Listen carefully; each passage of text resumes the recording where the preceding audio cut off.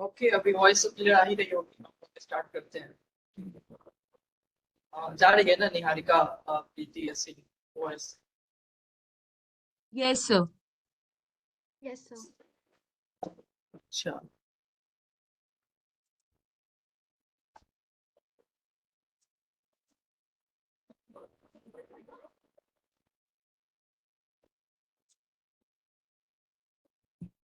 कल हम लोग कहाँ तक डिस्कस किए हुए थे, किस संदर्भ?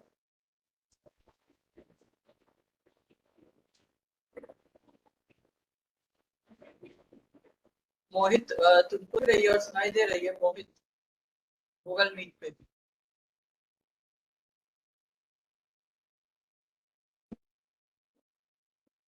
हाँ बोलो मोहित।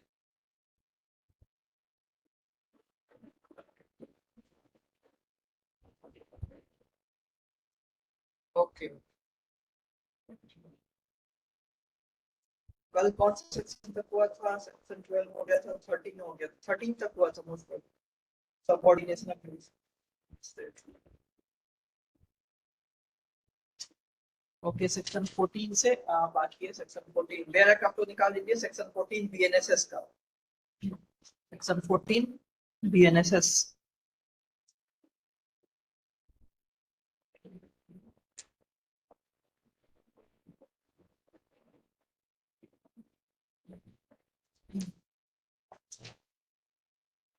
कोई डाउट वगैरह तो नहीं है निहारिका कल वाले क्लास से? No, sir. Clear है sir. ओके, चलिए सेक्शन 14 देखिए। कुछ सेक्शन ही है आपको इधर के, उस पर पब्लिक प्रोसिक्यूटर स्टार्ट हो जाएगी। एग्जीक्यूटिव मजिस्ट्रेट है, executive magistrate, judicial magistrate, metropolitan magistrate, अब आ गया executive magistrate.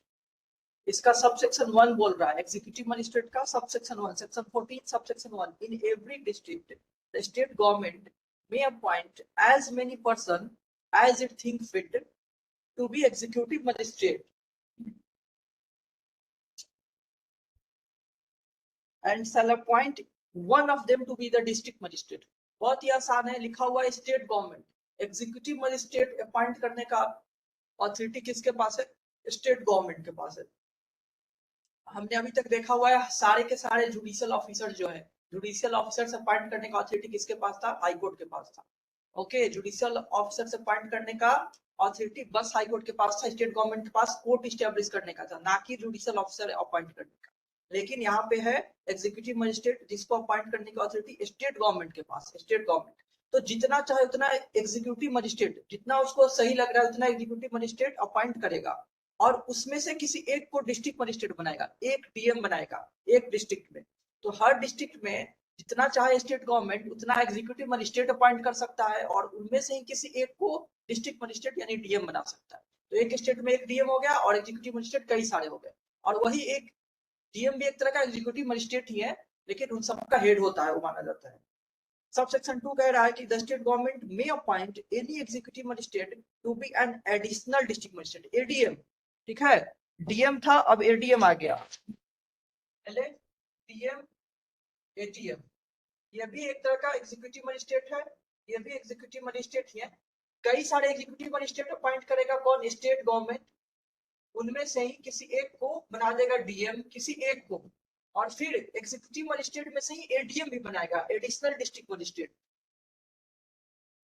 State government may appoint any executive magistrate to be an ADM, and such magistrate shall have such of the powers of the district magistrate under this Sanhita or under any other law for the time in force as may be directed by the state government। और ADM जो है उसके पास DM के वो सारे power होंगे जैसा उसको डायरेक्ट किया जाएगा। मतलब एडीएम जो है वो भी डीएम के ही फंक्शंस की तरह वो भी काम करता है, जो डीएम का काम होता है वही सारे एडीएम के भी काम होते हैं, लेकिन डीएम के पास थोड़ी ऑथोरिटेटिव पावर ज्यादा होती है, वो इन सब का हेड माना जाता है। तो एडीएम को भी काम डीएम वाले ही करनी है, जितना भी स्टेट गवर्नमेंट डायरेक्ट करे उतना। तो एडीएम भी हो गया, डीएम भी हो गया। whenever in the consequence of section 3, whenever in the consequence of the office of the DM becoming vacant, अगर डीएम की ऑफिस वैकेंट है, खाली है डीएम की office, any officer succeeds temporarily to the executive administration of the district, such officer shall, pending the orders of the state government, exercise all of the powers and performs all the duties respectively conferred and imposed by the Samhita on DM. जब वो खाली रहेगा तो दूसरा जो executive magistrate होगा वो DM के रूप में फंक्शन करेगा। जब डीएम जो है वो वैकेंट रहेगा उसका सीट, तो कोई ना कोई एग्जीक्यूटिव मजिस्ट्रेट डीएम का काम करेगा, और जब डीएम का काम कर ही रहा है तो डीएम को जो भी पावर फंक्शन है वो भी एक्सरसाइज करेगा। ठीक है, तो वैकेंट के समय दूसरे एग्जीक्यूटिव मजिस्ट्रेट डीएम का काम करेगा और उसका जो भी पावर फंक्शन है वो एक्सरसाइज करेगा। फिर है सबसेक्शन 4, द स्टेट गवर्नमेंट में place an executive magistrate in charge of sub division. देखिए अब सब डिवीजन की बात आ गई, तो सब डिवीजन हमने सब डिविजनल जुडिशियल मजिस्ट्रेट की भी बात की। एक जो डिवीजन होती है डिस्ट्रिक्ट को सब डिविजन में डिवाइड की जाती है। कल हम लोग ने देखा था डिस्ट्रिक्ट के नीचे सब डिवीजन मैंने बताया था, तो डिस्ट्रिक्ट इज डिवाइडेड इनटू सब डिविजन्स। तो सब डिवीजन में जो जुडिशियल मजिस्ट्रेट होते हैं उसको सब डिविजनल जुडिशियल मजिस्ट्रेट कहा जाता है, और उसी तरह सब डिवीजन में जो एग्जीक्यूटिव मजिस्ट्रेट होते हैं उनको सब डिविजनल एग्जीक्यूटिव मजिस्ट्रेट कहा जाता है, सब डिविजनल एग्जीक्यूटिव मजिस्ट्रेट कहा जाता है।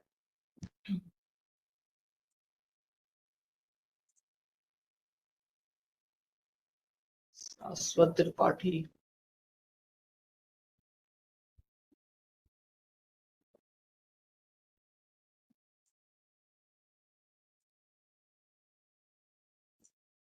आवाज आ रही है ना? उमा, शाश्वत, शाश्वत तो अभी अभी आया, आप लोग बताइए। प्रीति आ रही। ओके ओके ठीक है, हम लोग हाँ सब डिविजनल जुडिशियल मजिस्ट्रेट चल रहा था। सब डिवीजन, तो सब डिवीजन में जो एग्जीक्यूटिव मजिस्ट्रेट रहेंगे उसको सब डिविजनल एग्जीक्यूटिव मजिस्ट्रेट कहेंगे, सब डिविजनल मजिस्ट्रेट डायरेक्ट कहेंगे। तो लिखा हुआ है स्टेट गवर्नमेंट में प्लेस एन एग्जीक्यूटिव मजिस्ट्रेट, किसी एग्जीक्यूटिव मजिस्ट्रेट को किसी सब डिवीजन का चार्ज दे सकता है, किसी सब डिवीजन का चार्ज दे सकता है। तो जब सब डिवीजन का चार्ज देगा तो वो एग्जीक्यूटिव मजिस्ट्रेट किस नाम से जाना जाएगा? सब डिविजनल मजिस्ट्रेट के नाम से जाना जाएगा। ठीक है, and relieve him from the charge of the occasional reports, and the magistrate so placed in charge shall be called sub-divisional magistrate।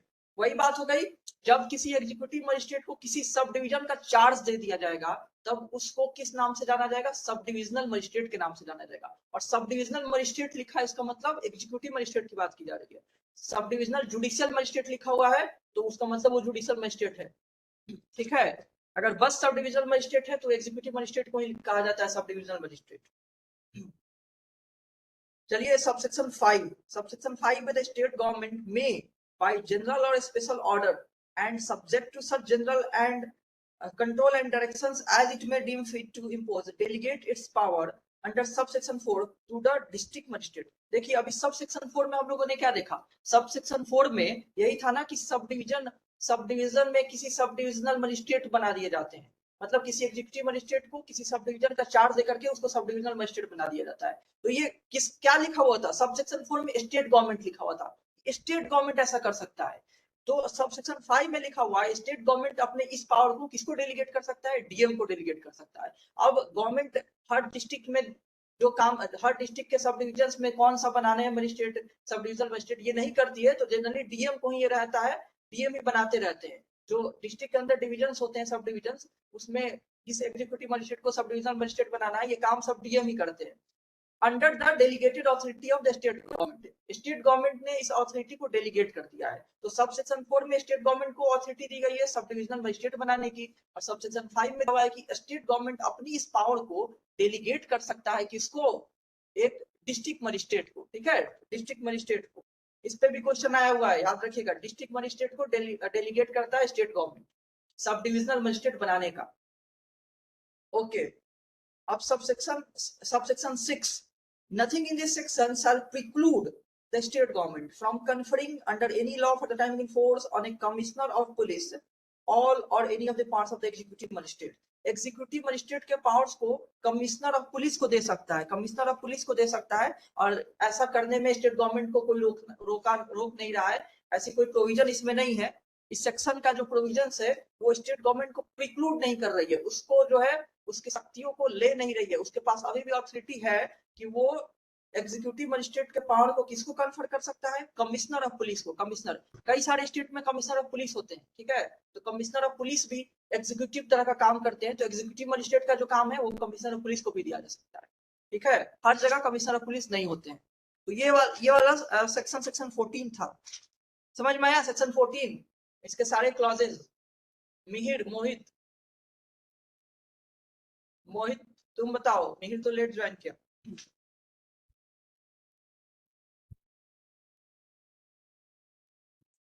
Executive magistrate का ये सेक्शन था। मोहित आवाज आ रही है? मिहिर तुम बताओ, आवाज आ रही है? हाँ भैया आ रही है आवाज। Okay okay. निहारिका, उमा, समझ में आया? हाँ सर समझ में है। किसी सब सेक्शन में कोई डाउट है क्या? किसी सब सेक्शन में? No sir. सर एक बार सबसेक्शन 2 रिपीट कर सकते हैं? कौन सा sub section? 2।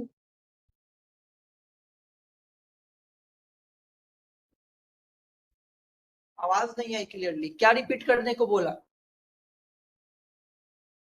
Sir subsection 2। Sub section 2। Yes sir. Okay. The state government may appoint any executive magistrate to be an ADM, मतलब additional district magistrate, and such magistrates shall have such power of the DM under the Samhita or under any other law for the time in force as may be directed by the state government.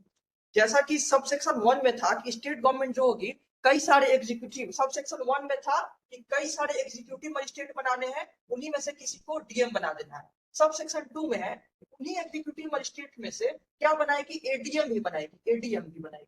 Executive magistrates बहुत सारे appoint करने हैं state government को हर district में, और उन्हीं में से एक को डीएम बना देगा। फिर सब सेक्शन 2 में कह रहा है कि एग्जीक्यूटिव मजिस्ट्रेट्स में से ही किसी को एडीएम भी बनाएगा, एडीएम भी बनाएगा। और एडीएम का मतलब एडिशनल डिस्ट्रिक्ट मजिस्ट्रेट हो गया। और एडिशनल डिस्ट्रिक्ट मजिस्ट्रेट कल भी मैंने बताया था, जो एडिशनल नाम से होते हैं उनको उनका काम जनरली वो मेन के बराबर ही होता है। तो डीएम की ही तरह सारे काम एडीएम के भी होते हैं, लेकिन डीएम इन सब का बस हेड होता है पूरे डिस्ट्रिक्ट का, लेकिन एडीएम भी डीएम का ही काम करते हैं। तो लिखा हुआ है स्टेट गवर्नमेंट जितना चाहे उतना पावर कन्फर कर सकता है एडीएम को कि डीएम का काम, डीएम का जो है फंक्शन वो भी करे। डीएम के जो राइट्स एंड पावर्स होते हैं वो पावर इनको भी दिए जाते हैं कि आप भी ये जो काम से, ये फंक्शन से आप भी परफॉर्म करें। तो एग्जीक्यूटिव मजिस्ट्रेट से डीएम बनाने हैं, एग्जीक्यूटिव मजिस्ट्रेट से ही डीएम बनाने हैं। निहारिका समझ में आया? यस सर, क्लियर हो गया, थैंक यू। हाँ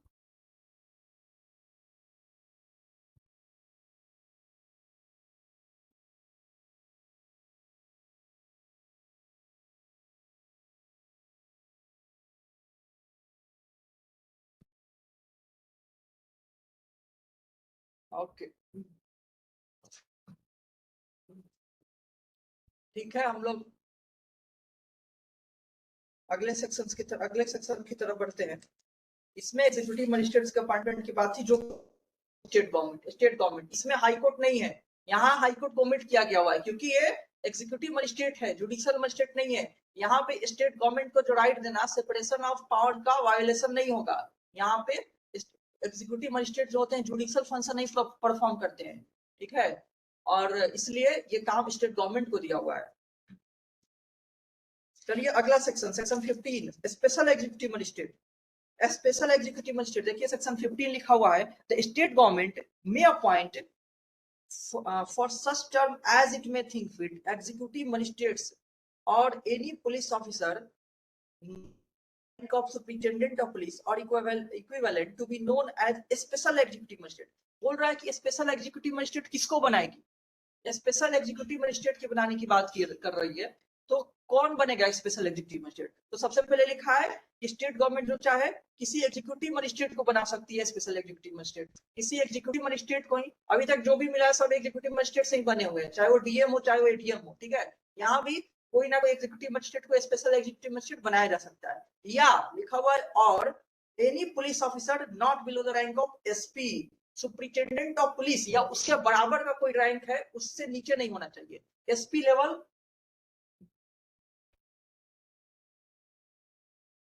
किसकी बात हो रही है? स्पेशल एग्जीक्यूटिव मजिस्ट्रेट की बात हो रही है। तो कोई एग्जीक्यूटिव मजिस्ट्रेट में से ही बनाएगी, या एसपी या इक्विवेलेंट,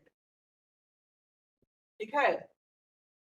किसी ना किसी एग्जीक्यूटिव मजिस्ट्रेट को स्पेशल एग्जीक्यूटिव मजिस्ट्रेट बना दिया जाएगा, या कोई पुलिस ऑफिसर जो कि एसपी के रैंक से नीचे नहीं हो, एसपी के रैंक, सुपरिटेंडेंट ऑफ पुलिस के रैंक से नीचे नहीं हो, या उसके बराबर के कोई रैंक से नीचे नहीं हो, उससे ऊपर हो सकता है, उसको क्या बना देगी? Special executive magistrate.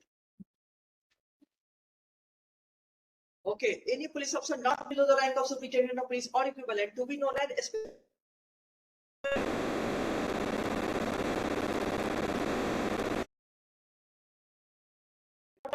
on the performance and function and confer on such special executive magistrate such power as conferable under section on executive magistrate. बस वही सारी बातें जो रिपीट होती है सब में यहाँ भी लिखी हुई है कि उनको जो भी पावर्स देना है वो दे देगी, किसी खास काम के लिए किसी खास एरिया के लिए बना सकती है। वहां भी जो जुडिशियल मजिस्ट्रेट बन रहा था स्पेशल वाले, वो किसी खास केस को देखने के लिए था, किसी पर्टिकुलर केसेस और क्लास ऑफ केसेस लिखा हुआ था ना कल, any particular class of cases को देखने के लिए स्पेशल जुडिशियल मजिस्ट्रेट अपॉइंट हो रहा था। तो यहाँ भी किसी खास एरिया में या किसी खास काम को देखने के लिए स्पेशल एग्जीक्यूटिव मजिस्ट्रेट बनाई जाएगी, तभी तो नाम स्पेशल है, किसी खास तरह के पर्टिकुलर चीजों को देखने के लिए, और उनको जितना पावर चाहे वो कन्फर कर सकता है, जो कि कन्फरेबल एग्जीक्यूटिव मजिस्ट्रेट को वो कन्फर किया जा सकता है। तो ये स्पेशल एग्जीक्यूटिव मजिस्ट्रेट है जो कि बन रहा है किससे, आइदर एग्जीक्यूटिव मजिस्ट्रेट से या, और एग्जीक्यूटिव मजिस्ट्रेट कौन है हम पढ़ चुके हैं, स्टेट गवर्नमेंट अपॉइंट करती है एक डिस्ट्रिक्ट में जितना चाहे उतना एग्जीक्यूटिव मजिस्ट्रेट। पहले सबसे पहले यही था, एक डिस्ट्रिक्ट में स्टेट गवर्नमेंट जितना चाहे उतना एग्जीक्यूटिव मजिस्ट्रेट अपॉइंट कर सकती है, तो उसी में से किसी को स्पेशल एग्जीक्यूटिव मजिस्ट्रेट बना देगी, या कोई police officer not below the rank of superintendent of police, या उसके बराबर का कोई रैंक है, उससे नीचे नहीं होनी चाहिए, उससे ऊपर हो सकता है। ठीक है रक्तिमा, ये वाली सेक्शन समझ में आई, सेक्शन 15।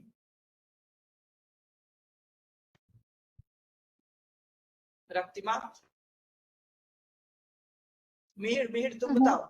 बस समझ आई। जी हाँ, ओके ओके, पेरेंट सब लोग खोले हुए हो ना। चलिए 2 सेक्शन बस और है पब्लिक प्रोसिक्यूटर के पहले। चलिए सेक्शन 16 देखते हैं। Section 16 local jurisdiction of executive magistrate, सब कुछ। हाँ उमा बोलो, हैंड रेज कियो।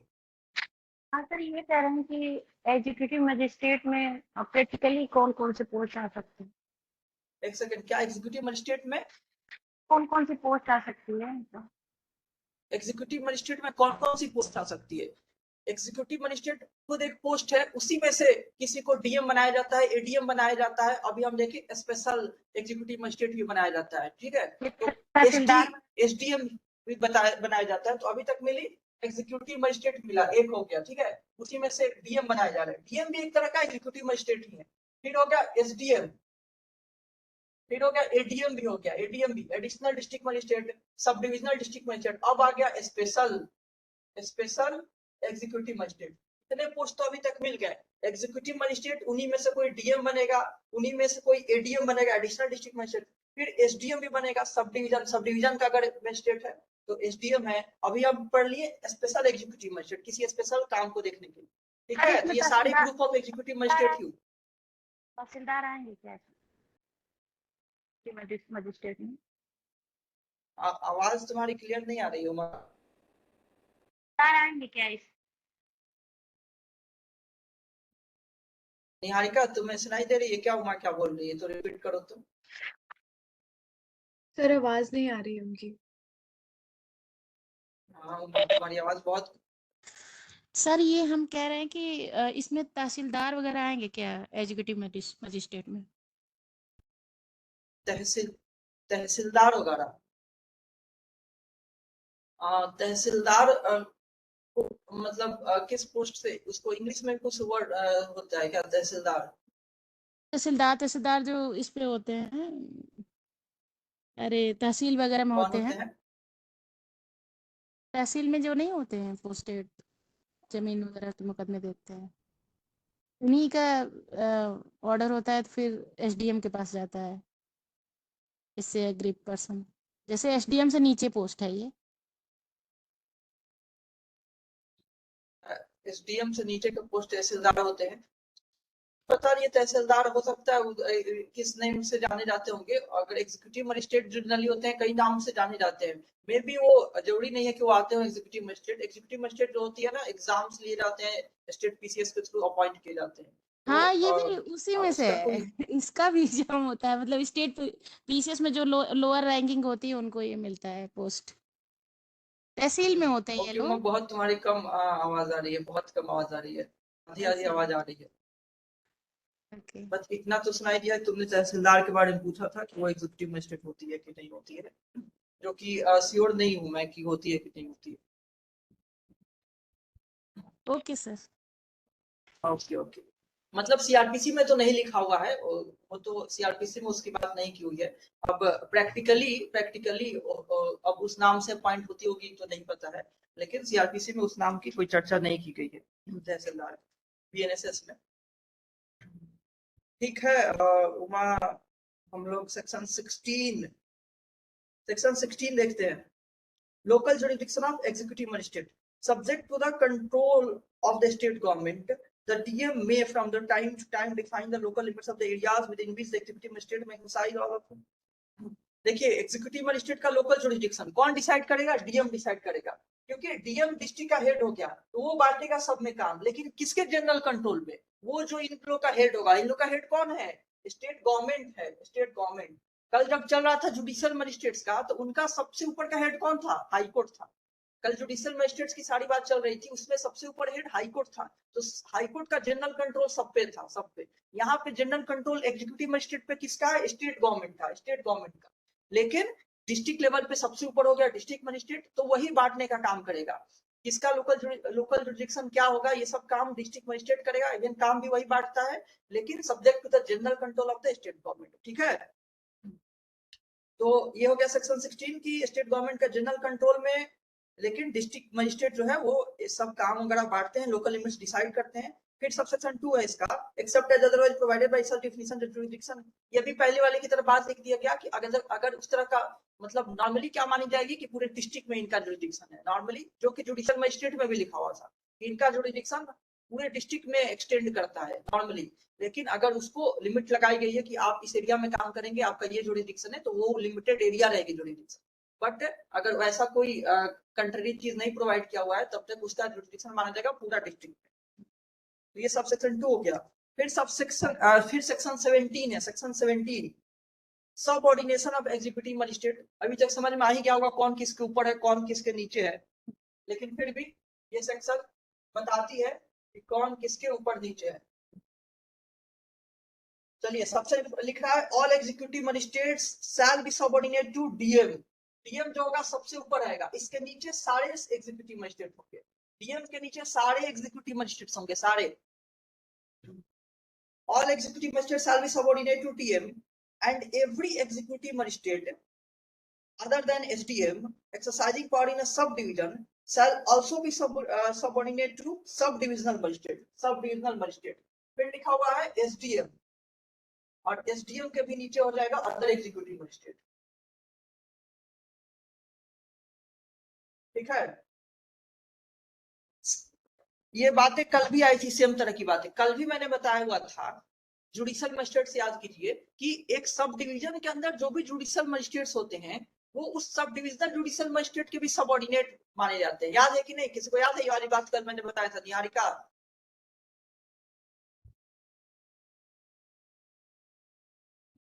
Yes sir. एक सब डिवीजन में जो भी जुडिशियल मजिस्ट्रेट्स होते हैं, वो सब डिविजनल जुडिशियल मजिस्ट्रेट के सबऑर्डिनेट्स होते हैं, सबऑर्डिनेट्स होते हैं। ठीक है, वैसे ही बात यहाँ भी कर रहा है कि एक सब डिवीजन है, इसके अंदर जो भी एग्जीक्यूटिव मजिस्ट्रेट्स हैं, ये मान लो 5 एग्जीक्यूटिव मजिस्ट्रेट है या 2 एग्जीक्यूटिव मजिस्ट्रेट है, तो ये जो एक सब डिवीजन का एक सब डिविजनल मजिस्ट्रेट होगा, इस पूरे सब डिवीजन का एक ही सब डिविजनल मजिस्ट्रेट होगा ना। इसके अंदर में जो भी एग्जीक्यूटिव मजिस्ट्रेट है, इसके भी सबऑर्डिनेट है, इस एसडीएम का सबऑर्डिनेट है। और ये एसडीएम किसके सबऑर्डिनेट है? डीएम का। तो डीएम तो पूरे डिस्ट्रिक्ट का ही हो गया। एक डिस्ट्रिक्ट में हो सकता है कई सारे सब डिविजन हो। ठीक है, तो सबसे बड़ा डिस्ट्रिक्ट हो गया, डिस्ट्रिक्ट में एक डिस्ट्रिक्ट मजिस्ट्रेट हो गया, उसके अंदर में सारे एग्जीक्यूटिव मजिस्ट्रेट है, सारे। लेकिन डिस्ट्रिक्ट के अंदर जो कई सारे सब डिविजन हैं, और उस सब डिवीजन के अंदर जो एग्जीक्यूटिव मजिस्ट्रेट होंगे, उस सब डिविजनल मजिस्ट्रेट के भी सबऑर्डिनेट होंगे। तो सबसे ऊपर हो गया डीएम, देन हो गया एसडीएम, और एडीएम किधर होता है? एडिशनल को बराबर ही लिख दिया जाता है। एडिशनल को कल से मैं 20 बार बोल चुका हूँ, एडिशनल को बराबर ही लिखा जाता है, लेकिन फिर भी एक तरह से डीएम ही हेड है इनका भी। डीएम एडिशनल का भी एक तरह से हेड है, उसमें भी वो काम बांटने का काम करेगा, लेकिन मोस्टली पावर्स फंक्शन सब बराबर होते हैं। डिस्ट्रिक्ट जज और एडिशनल डिस्ट्रिक्ट जज का जुडिशियल पावर सब बराबर ही होती है, लेकिन डिस्ट्रिक्ट जज एक तरह से प्रिंसिपल है सबका। उसी तरह डीएम सबका प्रिंसिपल है, लेकिन सभी डीएम तो होंगे नहीं ना, एक डिस्ट्रिक्ट में कितना डीएम बनेगा, तो बाकी लोग एडीएम एडिशनल डिस्ट्रिक्ट मजिस्ट्रेट कुछ लोग बनाते हैं, लेकिन एसडीएम तो प्रॉपर नीचे हो गया। एसडीएम पूरे डिस्ट्रिक्ट का नहीं, उस सब डिविजन का हेड हो गया, उस सब डिवीजन का बस हेड हो गया, सब डिविजनल मजिस्ट्रेट हो गया। और एग्जीक्यूटिव मजिस्ट्रेट किसका, एसडीएम का सबऑर्डिनेट होगा, लेकिन अगर उस सब डिवीजन के अंदर आता है तो किसी और सब डिवीजन का जो मजिस्ट्रेट है इसका अंदर में नहीं होगा ना, वो तो इसका जो एसडीएम होगा उसके अंदर में होगा। ठीक है, तो यही तीन बस नाम ही है, डीएम सबसे ऊपर, एडीएम उसके बराबर, उसके नीचे एसडीएम, सबसे नीचे other executive magistrates.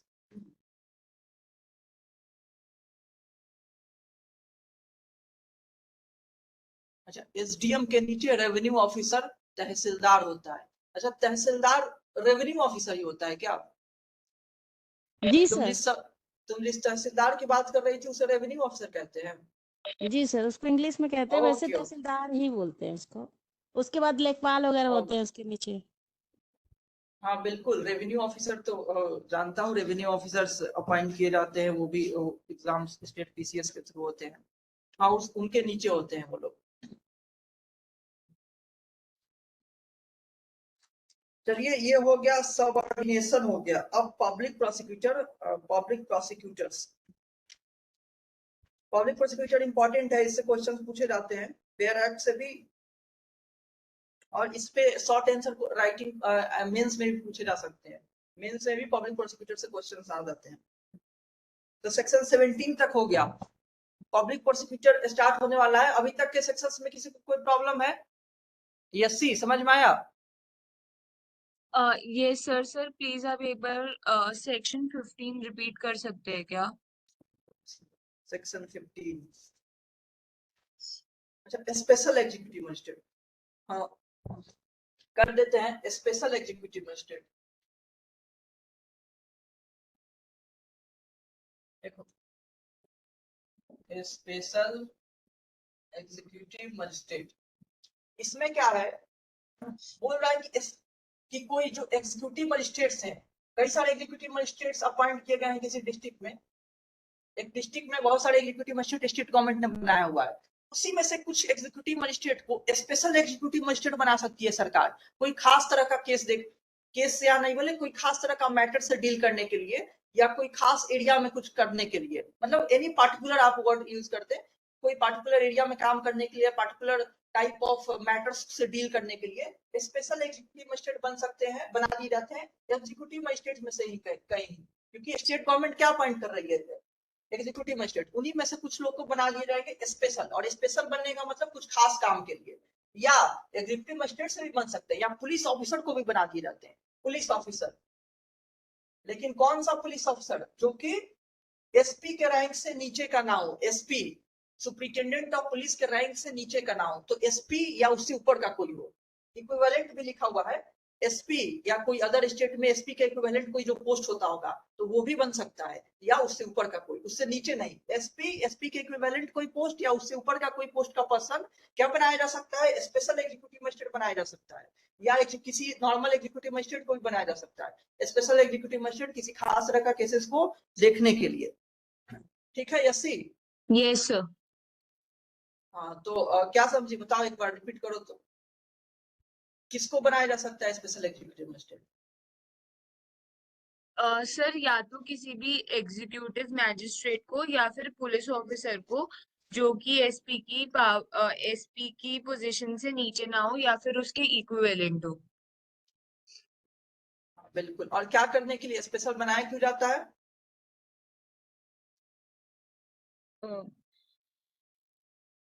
For the performance of particular functions. हाँ बिल्कुल, हो गया, इतना भी काफी है, पर्टिकुलर फंक्शंस। ठीक है, कुछ भी पर्टिकुलर फंक्शंस के लिए जो स्टेट गवर्नमेंट को लगता है इसके लिए हमें कुछ बना देने चाहिए स्पेशल एग्जीक्यूटिव, उसको बना सकता है। ठीक है, पर्टिकुलर यस। फंक्शंस या पर्टिकुलर एरिया में कुछ काम करने के लिए, कुछ भी पर्टिकुलर वर्ड का यूज हो रहा है उसके साथ, बस काफी है। ठीक है, अच्छा ये बताइए कि जैसे ये तो एग्जीक्यूटिव मजिस्ट्रेट हो गया जो कि बिल्कुल अलग है जुडिशियल मजिस्ट्रेट से, एग्जीक्यूटिव मजिस्ट्रेट का काम कर रहा है वो जुडिशियल नेचर का। एक जुडिशियल मजिस्ट्रेट था और एक मेट्रोपॉलिटन मजिस्ट्रेट होता है। जुडिशियल मजिस्ट्रेट और मेट्रोपॉलिटन मजिस्ट्रेट में क्या अंतर है? जुडिशियल मजिस्ट्रेट और मेट्रोपॉलिटन मजिस्ट्रेट में क्या अंतर है?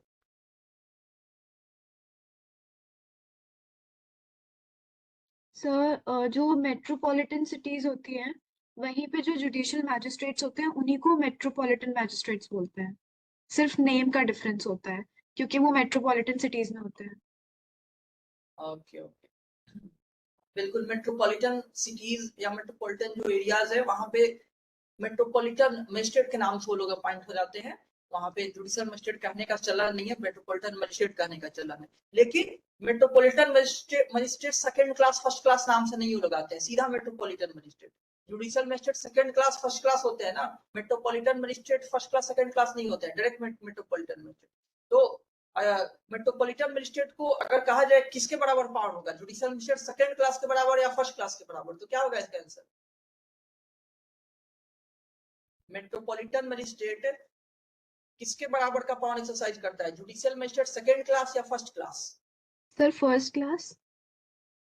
बिल्कुल, बहुत बढ़िया बहुत बढ़िया, फर्स्ट क्लास के बराबर। याद रखिएगा आप लोग, metropolitan magistrate JM first class के बराबर पावर एक्सरसाइज करता है। ये भी क्वेश्चन शायद कहीं ना कहीं पूछा हुआ है, जेएम फर्स्ट क्लास। ठीक है, तो ये है। तो एमएम को डिवाइड नहीं किया गया फर्स्ट सेकंड में, जेएम को डिवाइड किया गया फर्स्ट सेकंड में। तो फर्स्ट का सजा देने का पावर अलग है, सेकंड का अलग है, फाइन इंपोज करने का भी, जो अभी हम थोड़ी देर बाद पढ़ेंगे भी। तो फर्स्ट के बराबर एमएम माना जाता है, एमएम। मेट्रोपॉलिटन एरिया में हो गया मेट्रोपॉलिटन मजिस्ट्रेट। चलिए आइए अब पब्लिक प्रोसिक्यूटर। पब्लिक प्रोसिक्यूटर से आप लोग नॉर्मली क्या समझते हैं, कोई बताए? पब्लिक प्रोसिक्यूटर इन जनरल क्या है? हु आर पब्लिक प्रोसिक्यूटर्स, क्यों अपॉइंट किए जाते हैं? मिहिर बताओगे? मिहिर, पब्लिक प्रोसिक्यूटर्स होते कौन है?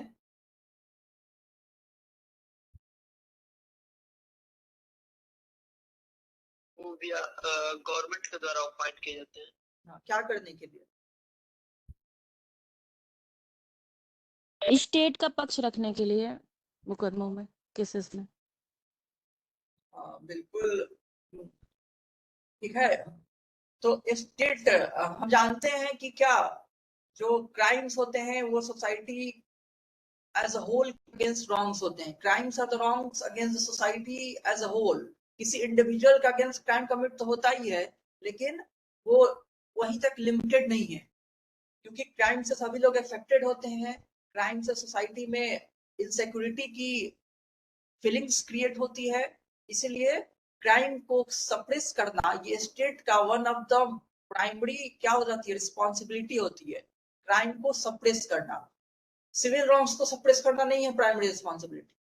सिविल नेचर के जो रॉन्ग्स होते हैं, सूट्स होते हैं, वो इंडिविजुअल से एसोसिएटेड होते हैं, वो नहीं है, उसके लिए एजेंसीज नहीं बनाई जाती है। इतने सारे जो एजेंसीज है, स्टेट की एजेंसी जो है, फॉरेंसिक साइंस लैब बनी हुई है, अलग अलग तरह का इन्वेस्टिगेटिंग एजेंसीज बनी हुई है, स्पेशल बनी हुई है, आप सीबीआई बन जाती है, और भी एनआईए है, कितने एजेंसीज, पुलिस तो है ही, उसमें भी ट्रेनिंग दी जाती है, कितना कुछ किया जाता है। सब कुछ किस चीज के लिए? क्राइम को सप्रेस करने के लिए, क्योंकि क्राइम जो होती है वो एक तरह से इंटरनल सॉवरेनिटी को चैलेंज करती है स्टेट की, और स्टेट जो होती है क्राइम सप्रेस करने के लिए हमेशा प्रयास करती है और करते रहना चाहिए।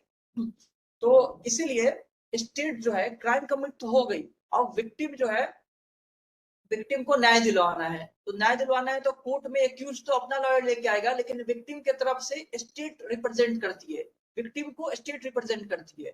इसलिए स्टेट पब्लिक प्रोसिक्यूटर्स को अपॉइंट करती है, और वो पब्लिक प्रोसिक्यूटर्स जो होते हैं वही प्रोसिक्यूट करते हैं एक्यूज को कोर्ट में। The duty of the public prosecutor is to conduct prosecution. Prosecution conduct करने का क्या मतलब हुआ? मतलब हुआ जो एक्यूज है उसके अगेंस्ट में जो भी एविडेंसेज है, जो भी एविडेंसेज आ रहे हैं, जो अवेलेबल हैं, पुलिस ने जो इन्वेस्टिगेशन से निकाले हुए हैं, वो सारे कोर्ट में रखने हैं इफेक्टिवली, अच्छे से, ताकि कोर्ट के सामने सारी बातें आए, न्याय मिले। किसको? विक्टिम को न्याय मिले।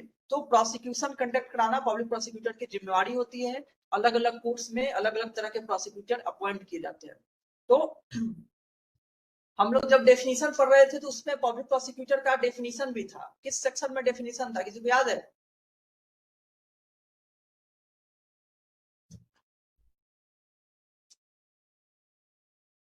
अच्छा, सीआरपीसी में कहा डेफिनेशन था पब्लिक प्रोसिक्यूटर? सर बहुत बार एग्जाम में पूछा हुआ है। सीआरपीसी में 2U में डिफाइन था पब्लिक प्रोसिक्यूटर, 2U। और बीएनएसएस में 2 सबसेक्शन 1 क्लॉज बी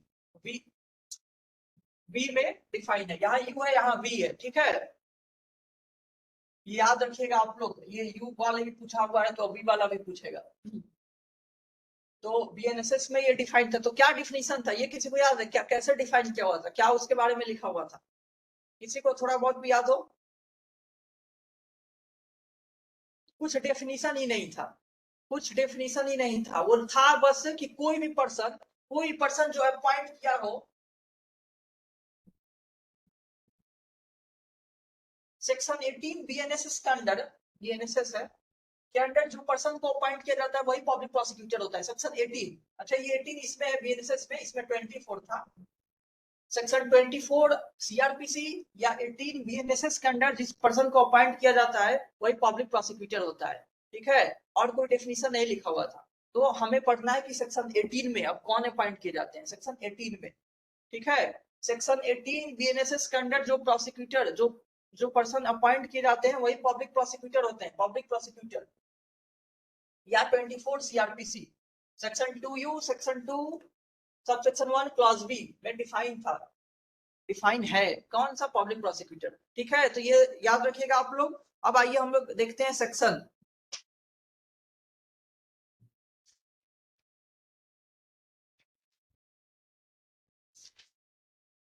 सेक्शन 18 बहुत इंपॉर्टेंट है क्योंकि इससे इतने सारे क्वेश्चंस बन जाते हैं सेक्शन 18 से। मतलब पहले सेक्शन 24 से बहुत सारे क्वेश्चंस निकल के आ जाते हैं प्रीलिम्स के लिए, मेनी क्वेश्चंस, क्योंकि सब कुछ इसी में दिया हुआ है। कौन अपॉइंट करेगा, किसको अपॉइंट करेगा, पूरी एलिजिबिलिटी उसी में दी हुई है।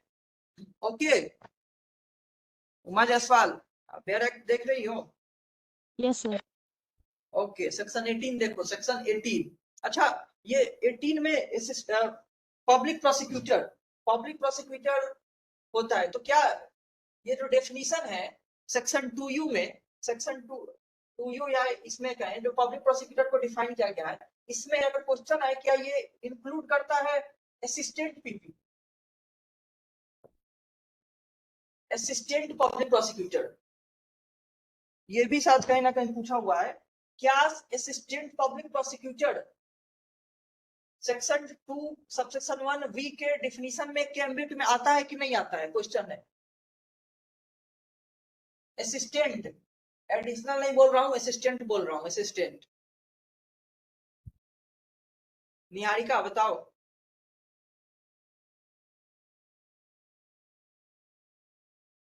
सर ये पब्लिक प्रोसिक्यूटर से नीचे की पोस्ट होती है। हाँ नीचे की होती है बिल्कुल। तो जो सेक्शन 2 इसमें 21B में जो डिफाइन है, 21B में पब्लिक प्रोसिक्यूटर डिफाइन है ना, तो 21B में असिस्टेंट वाला भी आएगा कि नहीं? अच्छा पीपी तो आ जाएगा, एडिशनल पीपी आएगा कि नहीं? आ जाएगा, पीपी एडिशनल सर पीपी दोनों आ जाएगा। असिस्टेंट पीपी आएगा कि नहीं? सारे पब्लिक प्रोसिक्यूटर्स आ जाएंगे। ओके ओके और कोई? वहां पे वो भी लिखा हुआ है कि उनके डायरेक्शंस में काम करते हैं। तो उनके डायरेक्शंस में काम कर रहे हैं उस नाते वो जो भी उनके डायरेक्शंस में पब्लिक प्रोसिक्यूटर के डायरेक्शंस में काम करते हैं वो उसमें आते हैं। लेकिन फिर भी जो असिस्टेंट पब्लिक प्रोसिक्यूटर जो होते हैं वो बस मजिस्ट्रेट के कोर्ट में फंक्शन करते हैं, कोर्ट ऑफ मजिस्ट्रेट्स। ये जो प्रोसिक्यूशन कंडक्ट करते हैं असिस्टेंट वाले, बस असिस्टेंट वाले, एडिशनल वाले नहीं।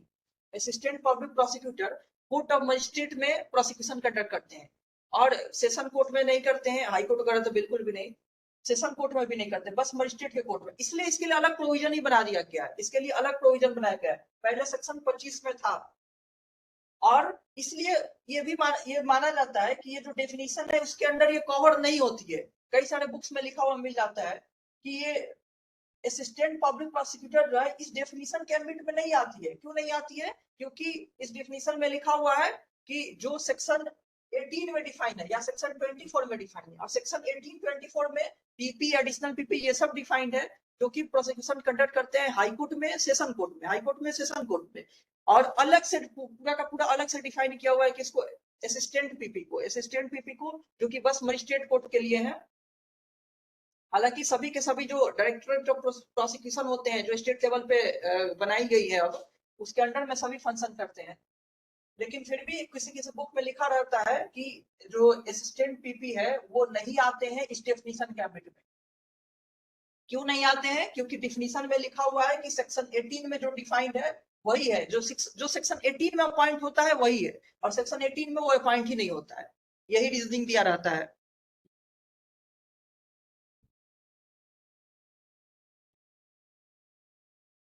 चलिए पहले सेक्शन देख लेते हैं। ये पॉइंट नहीं हाँ। समझ में आया।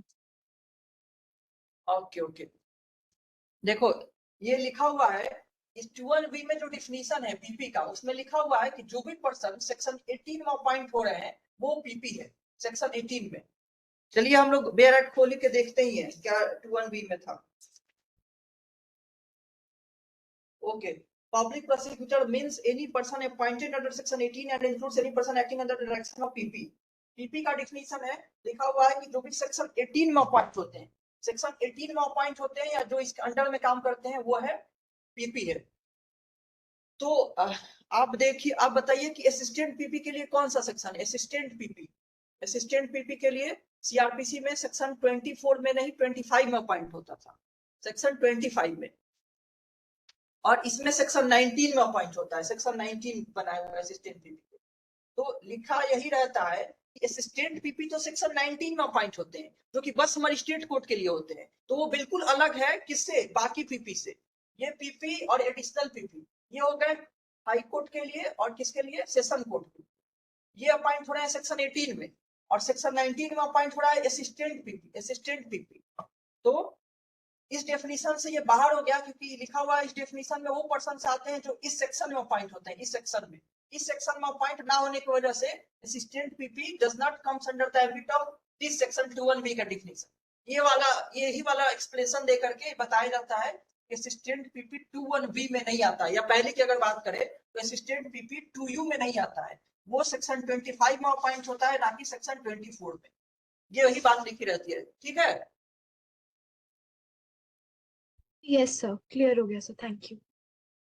हाँ बताओ, तुम एक बार रिपीट करो, मतलब क्या लॉजिक है इस सर इसका ये लॉजिक है कि सेक्शन 21B में पब्लिक प्रोसिक्यूटर की जो डेफिनेशन दी है उसके अकॉर्डिंग जिनका अपॉइंटमेंट सेक्शन 18 के अंडर होता है वो पब्लिक प्रोसिक्यूटर्स होते हैं, एंड वो high court and sessions court के लिए बेसिकली होते हैं। लेकिन जो असिस्टेंट पब्लिक प्रोसिक्यूटर्स होते हैं उनकी डेफिनेशन सेक्शन 19 में दी है, तो वो सेक्शन 18 के एम्बिट से बाहर हो जाते हैं, एंड हेंस वो 21B के एम्बिट से भी बाहर हो जाते हैं, इसलिए उनको पब्लिक प्रोसिक्यूटर की डेफिनेशन में नहीं इंक्लूड करते हैं। बिल्कुल बिल्कुल, बहुत बढ़िया। इसलिए 21B के भी एम्बिट से बाहर हो गए और वो अलग ही होते हैं, और वो ना ही सेशन कोर्ट में ना ही हाई कोर्ट में वो कर सकते हैं, वो बस मजिस्ट्रेट कोर्ट के लिए होते हैं, इसलिए उसके लिए अलग सेक्शन बना दिया गया। नहीं तो सेक्शन 18 में ही इतने सारे तरह के प्रोविजन दिए हुए हैं, उसी में इंक्लूड कर देता है इनको भी, इसको अलग सेक्शन नहीं बनाता। तो इसको अलग सेक्शन क्योंकि बना दिया है मजिस्ट्रेट के कोर्ट के लिए, इसलिए इसको माना जाता है 18 से बाहर किया गया, दैट्स व्हाई 21B से भी बाहर हो गया। चलिए हम लोग देखते हैं पहले 18 में ही। 18 बहुत इंपॉर्टेंट है क्योंकि इसमें ही सारे पॉइंट्स दिए हुए हैं, मोस्ट पॉइंट जिससे क्वेश्चंस बनते हैं। सबसे पहला ही सबसेक्शन देखिए, 18 का सबसे पहला सबसेक्शन वो कह रहा है for every high court the central government और स्टेट गवर्नमेंट शैल। देखिए इसमें सबसे पहले शैल वर्ड को आप लोग अंडरलाइन कर लीजिए। शैल वर्ड, कहीं शैल रहेगा कहीं में रहेगा, तो कुछ है जो करना ही करना है, कुछ है कि ऑप्शनल है। सबसे पहले है सबसेक्शन 1 में, सबसेक्शन 1 की बात की जाए, सेक्शन 18 की, सेक्शन 18 हम लोग देखे हैं उसका subsection 1, for every high court the central government और state government shall after consultation with high court appoint a PP and may also appoint one और more APP for conducting in such court any prosecution appeal और other proceeding on behalf of the central government और state government as the case may be. तो यहाँ पे शैल है, इसका मतलब करना ही करना है, हाई कोर्ट के लिए, हाई कोर्ट के लिए।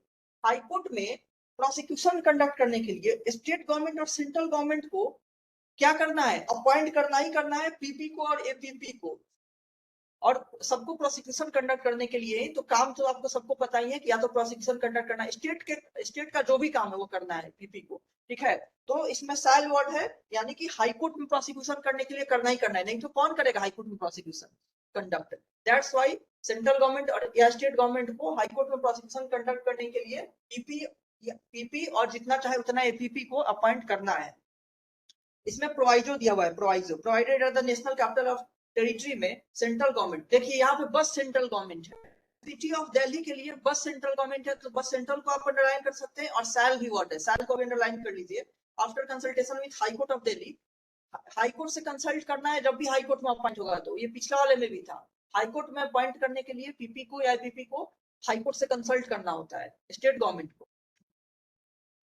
After consultation with High Court of Delhi, appoint the PP or APP for the purpose of this subsection.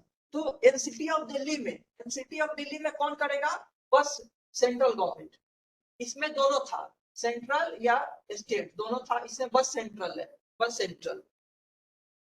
और सैल भी वर्ड यूज है, तो दिल्ली में प्रोसिक्यूशन कंडक्ट कराने के लिए तो करना ही पड़ेगा ना, में नहीं है कि छोड़ भी सकता है, करना ही करना है, सैल है। ओके, तो दोनों में ही सैल है, और बाकी सारे स्टेट्स में सेंट्रल गवर्नमेंट या स्टेट गवर्नमेंट कोई अपॉइंट कर सकता है। और हाई कोर्ट में प्रोसिक्यूशन कंडक्ट कराने की बात हो रही है, डिस्ट्रिक्ट के लिए नहीं, अभी हाई कोर्ट का चल रहा है, कंसल्ट करके हाई कोर्ट से अपॉइंट करना है। और दिल्ली के लिए बस सेंट्रल गवर्नमेंट है, स्टेट गवर्नमेंट नहीं। फिर है सबसेक्शन 2। अब देखिए मे आ गया, मे को अंडरलाइन कर लीजिए। सेंट्रल गवर्नमेंट में अपॉइंट वन और मोर public prosecutor for the purpose of conducting any case in any district और लोकल एरिया। स्टेट के लिए, सॉरी हाई कोर्ट के लिए सैल लगा हुआ था, यानी करना ही है, लेकिन डिस्ट्रिक्ट के लिए सेंट्रल गवर्नमेंट को डिस्क्रिप्शन दिया हुआ है। सेंट्रल गवर्नमेंट, क्योंकि डिस्ट्रिक्ट में लिए स्टेट गवर्नमेंट का मेन काम है कि हर डिस्ट्रिक्ट में प्रोसिक्यूटर अपॉइंट करके वो प्रोसिक्यूशन कंडक्ट करवाएगा, तो में लगा हुआ है। सेंट्रल गवर्नमेंट जरूरी नहीं है कि डिस्ट्रिक्ट लेवल पे भी अपना प्रोसिक्यूटर अपॉइंट किया रहेगा। डिस्ट्रिक्ट के लिए सेंट्रल गवर्नमेंट को में लगा हुआ है, यानी कि जरूरी नहीं है कि डिस्ट्रिक्ट लेवल पे सेंट्रल गवर्नमेंट का पब्लिक प्रोसिक्यूटर होगा। तो सेंट्रल गवर्नमेंट में अपॉइंट या मे नॉट अपॉइंट वन और मोर पब्लिक प्रोसिक्यूटर कि डिस्ट्रिक्ट लेवल पे उसको जो भी डिस्ट्रिक्ट लेवल या किसी लोकल एरिया में प्रोसिक्यूशन कंडक्ट कराने के लिए वो कर भी सकता है, नहीं भी कर सकता है, लेकिन स्टेट लेवल पे करना है। फिर लिखा हुआ है प्रोवाइजो, नहीं सबसेक्शन 3 अब आइए, subsection 3 for every district state government shall को अंडरलाइन कर लीजिए। डिस्ट्रिक्ट लेवल पे स्टेट गवर्नमेंट को करना ही करना है, स्टेट गवर्नमेंट का ही मेन काम है डिस्ट्रिक्ट लेवल पे प्रोसिक्यूशन कंडक्ट कराना, ठीक है। तो डिस्ट्रिक्ट लेवल पे स्टेट गवर्नमेंट को पब्लिक प्रोसिक्यूटर अपॉइंट करना ही करना है, that's why shall word use है। For every district the state government shall appoint a PP and may also appoint one और more additional PP for the district, ठीक है। तो क्या पता चला, स्टेट लेवल पे दोनों में सैल लगा हुआ है, दिल्ली में बस सेंट्रल को करना है। डिस्ट्रिक्ट लेवल पे सेंट्रल गवर्नमेंट कर भी सकता है, नहीं भी कर सकता है, लेकिन स्टेट गवर्नमेंट को करना ही करना है, स्टेट गवर्नमेंट को करना ही करना है। अब प्रोवाइजो दिया हुआ है, the public prosecutor or additional PP appointed for one district may be appointed also to be the public prosecutor or additional public prosecutor as the case may be for the another district। ये description दिया हुआ है किसको, एक district का public prosecutor को या additional PP को किसी और डिस्ट्रिक्ट का भी चार्ज दिया जा सकता है, ठीक है। कम अगर लोग अपॉइंट हुए हैं तो जरूरी नहीं है कि हर जगह शुरू से ही अपॉइंटेड हो, हाउएवर हर जगह होते हैं, लेकिन एक जगह के पीपी को दूसरे जगह का भी चार्ज दिया जा सकता है, ये प्रोवाइजो बता रहा है। फिर है सबसेक्शन 4, वो भी बहुत इंपॉर्टेंट है, सबसेक्शन 4। इससे बहुत बड़ा क्वेश्चन पूछा हुआ है सबसे 18 का सबसेक्शन 4। डीएम का काम बता रहे हैं, डीएम का देखिए, डीएम को क्या करना है, लिखा हुआ है द डिस्ट्रिक्ट मजिस्ट्रेट सैल करना ही करना है, सैल को अंडरलाइन कर लीजिए आप लोग। In consultation with the session जज, इस डीएम को भी अंडरलाइन करिए, फिर सेशन जज को भी, सेशन जज। ये भी क्वेश्चन पूछा हुआ है, डीएम को किससे कंसल्ट करके करना है, तो सेशन जज से कंसल्ट। सेशन जज से कौन कंसल्ट करेगा, पैनल ऑफ प्रोसिक्यूटर्स बनाने के लिए, तो डीएम करेगा। हर तरह से क्वेश्चन पूछे जाते हैं। तो डीएम जो है, डिस्ट्रिक्ट में एक डीएम होता है, सबको पता है, अभी हम लोग पढ़ चुके हैं, एग्जीक्यूटिव मजिस्ट्रेट में से किसी एक को डीएम बना देना है। तो डीएम जो है वो सेशन जज से कंसल्ट करके क्या करेगा, एक पैनल बनाएगा नेम ऑफ पर्संस का, prepare a panel of names of person, मतलब लिस्ट बनाएगा कि ये पीपल लोग हैं जो कि एलिजिबल हैं किसके लिए, who are in his opinion, जो उसके ओपिनियन में fit to be appointed as PP और additional PP for the district. तो डीएम लिस्ट बनाएगा डिस्ट्रिक्ट जज से कंसल्ट करके, मतलब सेशन जज से कंसल्ट करके लिस्ट बनाएगा कि ये लोग मेरे हिसाब से एलिजिबल है, फिट है पीपी बनने के लिए या एपीपी बनने के लिए।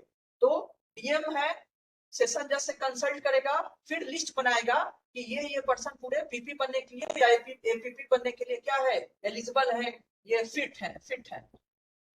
डीएम सेशन जज से कंसल्ट करके, इस पे कई बार क्वेश्चन पूछे गए हैं, किससे कंसल्ट करना है, सेशन जज से। और ये भी मैंडेटरी है, ठीक है, सेशन जज से जो कंसल्ट करने का प्रोविजन दिया हुआ है, बिना कंसल्ट किए नहीं कर सकता है, बिना कंसल्ट किए नहीं कर सकता है। सेशन जज से कंसल्ट करना कंपलसरी है डीएम को, तभी वो लिस्ट बना सकता है। और तब लिस्ट बना, लेकिन बनाना किसको है, डीएम को ही लिस्ट बनाना है, और वो उन्हीं में से अपॉइंट किया जाएगा। अब आगे हम लोग देखेंगे, ठीक है, समझ में आ रहा है ये वाली बात उमा? Yes sir. ओके, कोशिश कीजिए आप लोग याद होता चला जाए, क्योंकि ये प्रीलिम्स में ही ये सब मोस्टली पूछे जाते हैं और पूछे ही जाते हैं, मतलब याद, ये सब याद होना ही चाहिए। डीएम सेशन जज से कंसल्ट करेगा और प्रिपेयर करेगा पैनल ऑफ नेम्स, कौन कौन से लोग फिट हैं एपीपी के लिए। अब आ रही सबसेक्शन 5, सबसेक्शन 4 हो गया, सबसेक्शन 5 लिखा हुआ है, no persons are appointed by the state government as the PP और एपीपी। एडिशनल पब्लिक प्रोसिक्यूटर को मैं एपीपी बोल रहा हूँ, पब्लिक प्रोसिक्यूटर को पीपी बोल रहा हूँ, आप लोग समझ रहे होंगे। For the district unless his names appears in the panel of names prepared by the district magistrate under subsection 4। बात अब लिखा हुआ है कि अब जो लिस्ट बन गई है, उसी लिस्ट में से ये अपॉइंट करना है, उसी लिस्ट में से ये अपॉइंट करना है, किसको, पीपी को और एपीपी को। उस लिस्ट के बाहर से नहीं करेगा। कौन सा लिस्ट, जो डीएम ने बनाया हुआ है, किससे कंसल्ट करके बनाया हुआ है, सेशन जज से कंसल्ट करके बनाया हुआ है, ठीक है। तो स्टेट गवर्नमेंट अपॉइंट तो करेगी, अपॉइंट कौन करेगी, स्टेट गवर्नमेंट करेगी। लिस्ट कौन बना रहा है, डीएम, तो उसी लिस्ट में से करना है, उससे बाहर से नहीं करना है। ये सबसेक्शन 5 बता रही है। अब हो गया सबसेक्शन 6। सबसेक्शन 6 ये भी इंपॉर्टेंट है, notwithstanding anything in the subsection 5। क्या मतलब होता है notwithstanding का?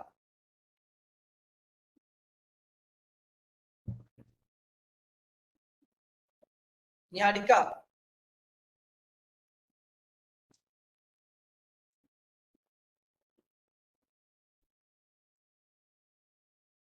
रक्तिमा sir it means in spite of, मतलब अगर सेक्शन 5 में दिया हुआ है उसके बाद भी द उसके फॉलोइंग बाद प्रोविजन भी, शैल प्रिवेल। बिल्कुल बिल्कुल, यानी कि सबसेक्शन 6 जो है वो प्रिवेल करेगा इन स्पाइट ऑफ सबसेक्शन 5 भी दिया हुआ है। सबसेक्शन 5 की बात जो है वो मैटर नहीं करेगी, सबसेक्शन 6 प्रिवेल करेगा, मतलब सबसेक्शन 5 के बावजूद भी सबसेक्शन 6 ही प्रिवेल करेगी। तो नॉटविथस्टैंडिंग फर्क नहीं पड़ता कि सबसेक्शन 5 में क्या दिया हुआ है। Okay, where in a state there exists a regular cadre of prosecuting officer। मान लीजिए किसी स्टेट में एक कैडर है प्रोसिक्यूटिंग ऑफिसर्स का। अगर कोई स्टेट है जिसमें एक तरह का एक ग्रुप को, मतलब स्ट्रक्चर्ड ग्रुप बना ही हुआ है कि ये लोग पब्लिक प्रोसिक्यूटर हैं, वहां पे चला रहा है, वही चलन चला रहा है कि एक कैडर है जिसमें नाम लिखा रहता है कि ये पब्लिक प्रोसिक्यूटर है, ये लोग हैं, इस तरह का काम करते हैं, प्रोसिक्यूशन का काम करते हैं, तो उन्हीं में से अपॉइंट करना है, ठीक है। Special regular cadre of prosecuting officer, the state government shell appoint a public prosecutor or APP only from among the person constituting such cadre। State government उस कैडर में से ही लोगों को अपॉइंट करेगा, उसके अलावा नहीं। अगर कोई ग्रुप है किसी स्टेट में, कोई कैडर है प्रोसिक्यूटिंग ऑफिसर का, मतलब कोई स्ट्रक्चर्ड ग्रुप है जिसमें कई सारे ऑफिसर्स हैं, प्रोसिक्यूटिंग ऑफिसर्स हैं, जो उस तरह का उस नेचर का काम करते हैं, उस नेचर में उनका एक्सपीरियंस है, तो उन्हीं में से अपॉइंट करना है। अब वो पैनल में से नहीं करेगा, डीएम जो पैनल बना रहा था, लिस्ट बना रहा था, उसमें से ना करके इस कैडर में से करेगा, ठीक है। तो सबसेक्शन 5 में एक तरह से प्रिवेल कर दे रहा है, सबसेक्शन 6 जो है प्रिवेल कर दे रहा है सबसेक्शन 5 पे में कि उसी में से करना है, उस लिस्ट में से जो डीएम बना रहा है। लेकिन यहाँ पे कर रहा है उस लिस्ट, डीएम के बनाए हुए लिस्ट से नहीं। अगर किसी स्टेट में कैडर है, अगर प्रोसिक्यूटिंग ऑफिसर्स का, तो उसमें से करेगा। लेकिन फिर दिया हुआ है प्रोवाइजो, प्रोवाइडेड एट, अगर स्टेट गवर्नमेंट को ओपिनियन में कि उसमें से कोई सुटेबल पर्सन नहीं है, उसमें कोई सुटेबल पर्सन नहीं है, तो फिर कहाँ चला जाएगा, फिर वही लिस्ट में चला जाएगा जो डीएम का है, ठीक है। एकदम आसान है, अगर कोई इसमें सुटेबल पर्सन नहीं मिला तो फिर वापस डीएम के लिस्ट पे चला जाएगा, उसमें से अपॉइंट कर देगा। एक्सप्लेनेशन दिया हुआ है, रेगुलर कैडर और प्रोसिक्यूटिंग ऑफिसर कौन होते हैं।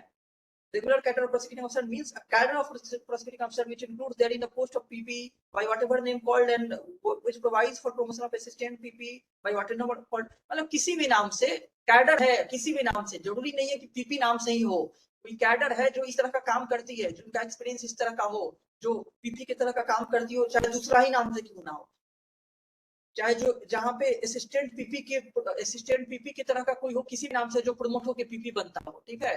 तो लेकिन नाम कुछ भी हो, लेकिन इस तरह का नेचर का हो जो पीपी या असिस्टेंट पीपी का होता है, उन्हीं लोगों में से किसी को बनाना है। Regular cadre of prosecuting officer वही कैडर होती है।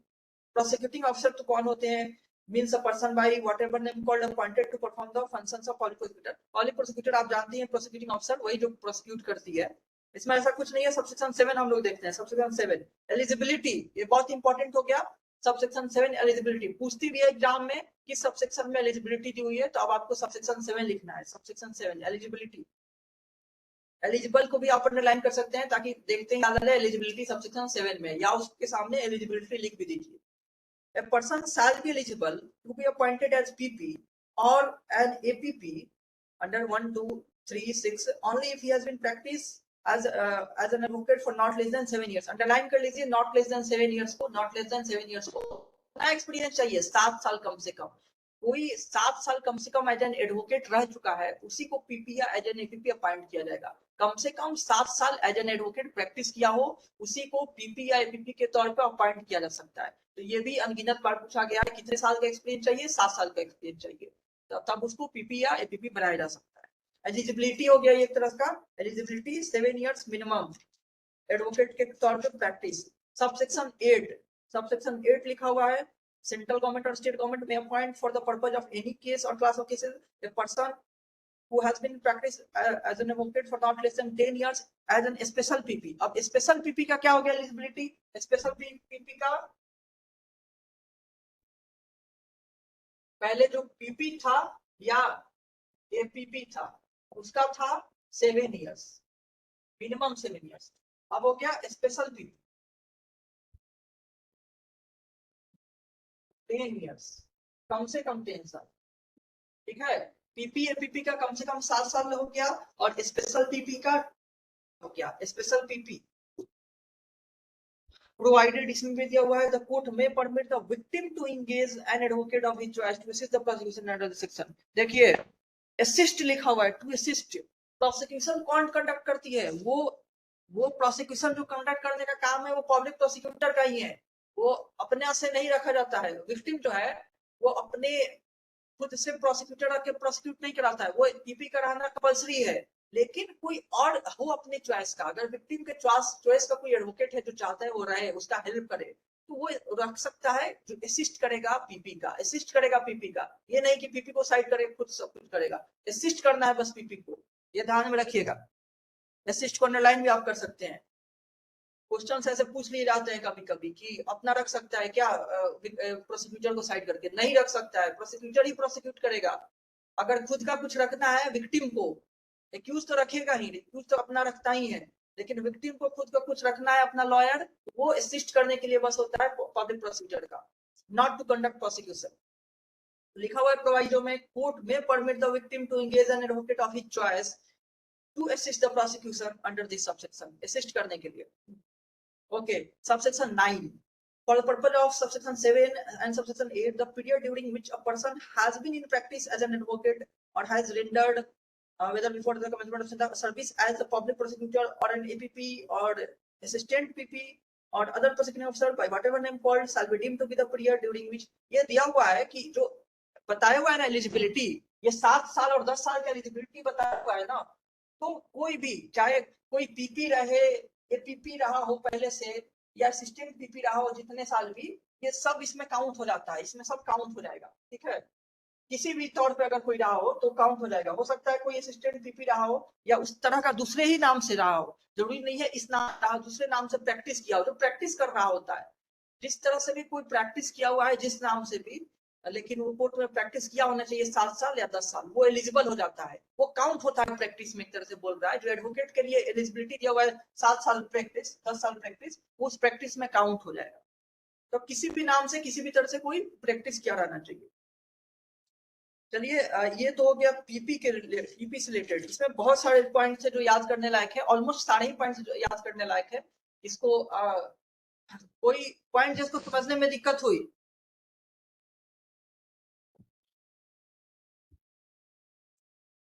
यसी अग्रवाल, अब बताइए। Yes sir. हाँ, कोई प्रॉब्लम किसी सब सेक्शन में? नहीं सर।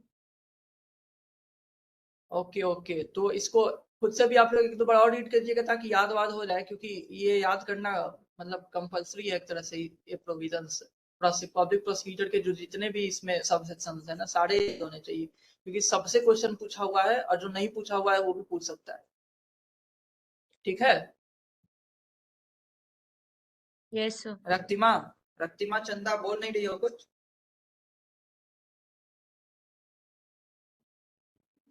हाँ सर।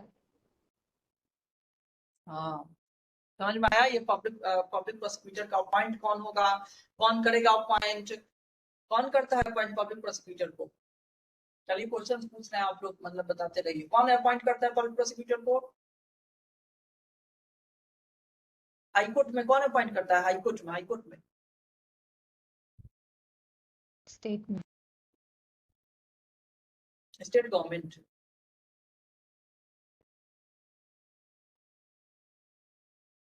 निहारिका तुम बताओ। सर सेंट्रल और state government in consultation with the high court. हाँ, ओके, और दिल्ली में कौन करेगा? Only central government in consultation with the Delhi high court. Okay, और डिस्ट्रिक्ट लेवल पे मतलब सेशन कोर्ट में पब्लिक प्रोसिक्यूटर को कौन अपॉइंट करेगा डिस्ट्रिक्ट में? Sir, district court में central government may appoint any public prosecutor, but it is compulsory for state government to provide to appoint as many public prosecutors as it wants. बहुत बढ़िया। कितना eligibility चाहिए public prosecutor के लिए? या Sir, हाँ, बताओ public पब्लिक प्रोसिक्यूटर के लिए।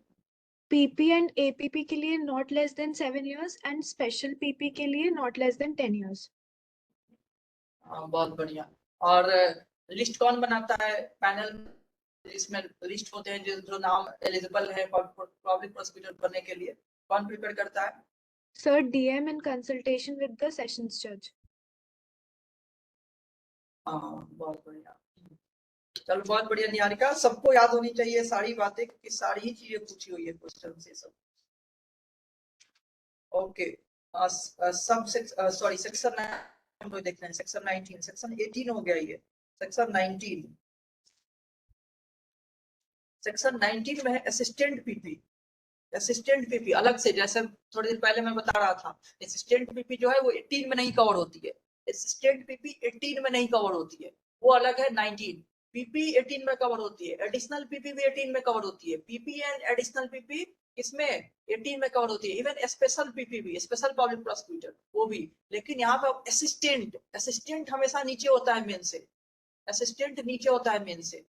असिस्टेंट सेशन जज नीचे होता था सेशन जज से। हाउएवर बीएनएसएस में जो है असिस्टेंट को गायब कर दिया, असिस्टेंट सेशन जज को गायब कर दिया हुआ है। ठीक है, तुम लोग में भी ध्यान नहीं दियोगे तो नोट भी कर लेना कहीं। असिस्टेंट सेशन जज के लिए सीआरपीसी में प्रोविजन था असिस्टेंट सेशन जज के लिए, इसमें मेंशन ही नाम नहीं किया हुआ है, तो एक तरह से भी कहा जाएगा ना। उसमें दिया हुआ था कितना पनिशमेंट दे सकता था, 10 साल का पनिशमेंट देने का राइट दिया हुआ था असिस्टेंट सेशन जज को। और हाईकोर्ट सॉरी हाँ, हाईकोर्ट जो है वो सेशन जज, एडिशनल सेशन जज और असिस्टेंट सेशन जज को भी अपॉइंट करता था सेशन कोर्ट में ये करने के लिए। लेकिन असिस्टेंट सेशन जज को बीएनएसएस में मेंशन ही नहीं किया हुआ है, तो एक तरह से गायब कर दिया हुआ है। लेकिन असिस्टेंट पीपी है अभी भी। सेक्शन 19 असिस्टेंट पीपी हम लोग देख रहे हैं। स्टेट गवर्नमेंट जो है shall appoint in every district, shall appoint यानी करना ही करना है, शैल वर्ड को underline, appoint in every district one और मोर असिस्टेंट पीपी। देखिए नॉर्मली एपीपी से एडिशनल पीपी समझ आता है, असिस्टेंट पीपी को भी आप शॉर्ट में एपीपी पढ़ा जा सकता है, लेकिन वो होता नहीं है। एपीपी मतलब एडिशनल, नॉट असिस्टेंट पीपी। तो असिस्टेंट पीपी इसलिए बार बार मैं असिस्टेंट पीपी ही बोलूंगा। APP refers to additional PP. Okay, assistant PP for conducting prosecution in the court of magistrate. Court of magistrate को आप अंडरलाइन करके रखिएगा, ये भी पूछा हुआ क्वेश्चन है। कोर्ट ऑफ मजिस्ट्रेट में प्रोसिक्यूशन करने के लिए कौन अपॉइंट होते हैं? तो असिस्टेंट पीपी। असिस्टेंट पीपी कहाँ प्रोसिक्यूशन कंडक्ट करते हैं? तो कोर्ट ऑफ मजिस्ट्रेट्स में, not court of session, not high court. ठीक है, कोर्ट ऑफ मजिस्ट्रेट को अंडरलाइन कीजिए। समझ गए आप लोग? गवर्नमेंट ही अपॉइंट कर रहा है। कहाँ पे कर रहा है? हर डिस्ट्रिक्ट में जो कोर्ट ऑफ मजिस्ट्रेट्स है उसमें प्रोसिक्यूशन कंडक्ट कराने के लिए, मजिस्ट्रेट के कोर्ट में। फिर है सबसेक्शन 2, सेंट्रल गवर्नमेंट में। अब मे अवार्ड को भी आप अंडरलाइन करिए, सेंट्रल गवर्नमेंट नहीं भी कर सकता है। अपॉइंट वन और more assistant PP for the purpose of conducting any case और class of cases in courts of magistrate. Central government तरह के, मतलब ये क्यों लिखा हुआ है प्रोविजन इस तरह का? मान लो कोई सेंट्रल गवर्नमेंट का लॉ बने, सेंट्रल गवर्नमेंट कोई लॉ हो और उसके लिए सेंट्रल गवर्नमेंट मजिस्ट्रेट के कोर्ट में प्रोसिक्यूशन कंडक्ट कराने के लिए अपना पीपी भी अपॉइंट कर सकती है ना, अपने असिस्टेंट पीपी भी अपॉइंट कर सकती है। इसलिए सब प्रोविजन बनाया हुआ है कि सेंट्रल गवर्नमेंट के पास भी राइट है कि वो भी अपने पीपी अपॉइंट करके या असिस्टेंट पीपी अपॉइंट करके अपना किसी लॉ से रिगार्डिंग प्रोसिक्यूशन कंडक्ट करा सके। हर लेवल पे भी, डिस्ट्रिक्ट में भी, हाई कोर्ट में तो कराता ही है, डिस्ट्रिक्ट में भी और ये पे भी, मजिस्ट्रेट के कोर्ट में भी। ओके, सेंट्रल गवर्नमेंट में था, बस में ही से मतलब है और कुछ नहीं है। Subsection 3, without prejudice to the provisions contained in 1 and 2 where no assistant PP is available। देखिए ये भी बहुत इंपॉर्टेंट है, ये भी पूछा हुआ है कई बार। अगर कोई असिस्टेंट पीपी अवेलेबल नहीं है अभी for the purpose of any particular, किसी पर्टिकुलर केस के लिए, तो कौन? डीएम। पहले तो डीएम को अंडरलाइन कर लीजिए, डीएम को, डिस्ट्रिक्ट मजिस्ट्रेट को। डीएम में अपॉइंट एनी अदर पर्सन, फिर एनी अदर को भी आप अंडरलाइन कर लीजिए, किसी को भी कर सकता है। Any other person to be the assistant PP in charge of that case. Assistant PP नहीं है, अगर कोई असिस्टेंट पीपी अवेलेबल नहीं है किसी पर्टिकुलर केस के लिए, तो डीएम जो है किसी भी अदर पर्सन को, डीएम किसी भी अदर पर्सन को क्या कर सकता है? चार्ज दे सकता है असिस्टेंट पीपी का उस केस में प्रोसिक्यूशन कंडक्ट कराने के लिए, in charge of that case after giving notice of 14 days to the state government. तो 14 डेज में अंडरलाइन हो जाएगा, स्टेट गवर्नमेंट को 14 दिन पहले नोटिस देगी, 14 दिन, 14 डेज नोटिस, 14 डेज 14 दिन अंडरलाइन रहेगा। After giving notice of 14 days to the state government. किसको देना है नोटिस? स्टेट गवर्नमेंट को। कौन दे रहा है? डिस्ट्रिक्ट मजिस्ट्रेट, क्योंकि वही अपॉइंट कर रहा है ना। तो डिस्ट्रिक्ट मजिस्ट्रेट अपॉइंट कर सकती है, कब करेगी? जब कोई असिस्टेंट पीपी अवेलेबल नहीं है। जब कोई असिस्टेंट पीपी अवेलेबल नहीं है तो डिस्ट्रिक्ट मजिस्ट्रेट प्रोसिक्यूशन कंडक्ट कराने के लिए उस पार्टिकुलर केस में किसी भी पर्सन को असिस्टेंट पीपी का चार्ज दे सकता है। और कैसे देगा? स्टेट गवर्नमेंट को 14 दिन पहले नोटिस दे करके। ठीक है, प्रोवाइजो दिया हुआ है। प्रोवाइजो जो है वो भी बहुत इंपॉर्टेंट है, इसमें भी पूछा हुआ है कि police officer, as a general rule police officer को नहीं बनाना है। पुलिस ऑफिसर जो है वो नहीं बन सकता है असिस्टेंट पीपी। ठीक है, police officer can't be assistant PP, but वो भी बन सकता है, उसका भी एक्सेप्शन है, पुलिस ऑफिसर भी बन सकता है। ठीक है, that no police officer shall be eligible to be appointed as assistant PV। Police officer eligible नहीं है अपॉइंट होने के लिए। इफ ही, कब? इन दो केस में, अगर वो उसी केस में इन्वेस्टिगेशन में पार्ट लिया हो। मान लो पुलिस तो इन्वेस्टिगेशन करती है ना, जिस केस में इन्वेस्टिगेशन में पार्ट लिया है उसी केस में पीपी कैसे बन सकता है? ठीक है, उसी केस में पीपी नहीं बनेगा, असिस्टेंट पीपी नहीं बनेगा, क्योंकि पुलिस जो है वो बहुत, क्योंकि खुद का इन्वेस्टिगेशन किया हुआ है ना, ऐसा माना जाता है। अभी मैं थोड़ी देर बाद बताऊंगा आपको role of PP. Public prosecutor का ये रोल नहीं होता है कि उसको चाहिए ही चाहिए, क्या कन्विक्शन चाहिए ही चाहिए, उसको हर हाल में कन्विक्शन से मतलब, ये नहीं होता है पब्लिक प्रोसिक्यूटर को।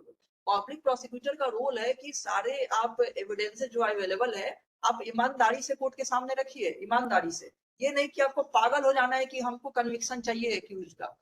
आपको एक तरह से पुलिस का एजेंट नहीं ना है आप स्टेट के एजेंट है। Public prosecutor are not considered as an agent of police officers. Police तो चाहेगा ही ना कन्विक्शन, पुलिस तो खुद ही इन्वेस्टिगेट किया हुआ है। अगर वो चार्जशीट सबमिट किया हुआ है, उसने अपने चार्जशीट में बताया हुआ है कि हाँ इसके खिलाफ ये सबूत है, तो वो तो चाहेगा मेरा चार्जशीट की बातें सही साबित हो जाए।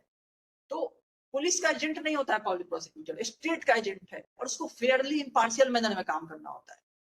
ठीक है, तो वो सब बातें बाद में। अभी यहाँ पे पब्लिक पुलिस ऑफिसर जो है वो पब्लिक प्रोसिक्यूटर असिस्टेंट पीपी नहीं बनता है, लेकिन बन सकता है अगर ये दो केस ना हो तो। पहला कि वो उस केस में इन्वेस्टिगेशन ना किया हो, जिस केस में इन्वेस्टिगेशन किया है उसी केस में एपीपी नहीं बन सकता, असिस्टेंट पीपी नहीं बन सकता है। दूसरा, अगर उसका रैंक इंस्पेक्टर से नीचे ना हो, is below the rank of inspector. अगर below the rank of inspector है तो वो नहीं बनेगा।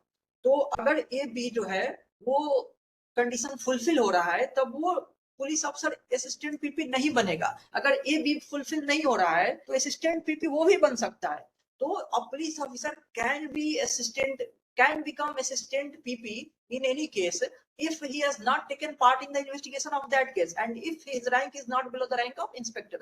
अगर कोई पुलिस अफसर का रैंक इंस्पेक्टर से नीचे का नहीं है और अगर वो उस केस में इन्वेस्टिगेशन में पार्ट नहीं लिया हुआ है तो उस केस का उसको असिस्टेंट पीपी का चार्ज दिया जा सकता है। जब क्या हुआ है, कौन बना सकता है ये चार्ज, उसको कौन दे सकता है,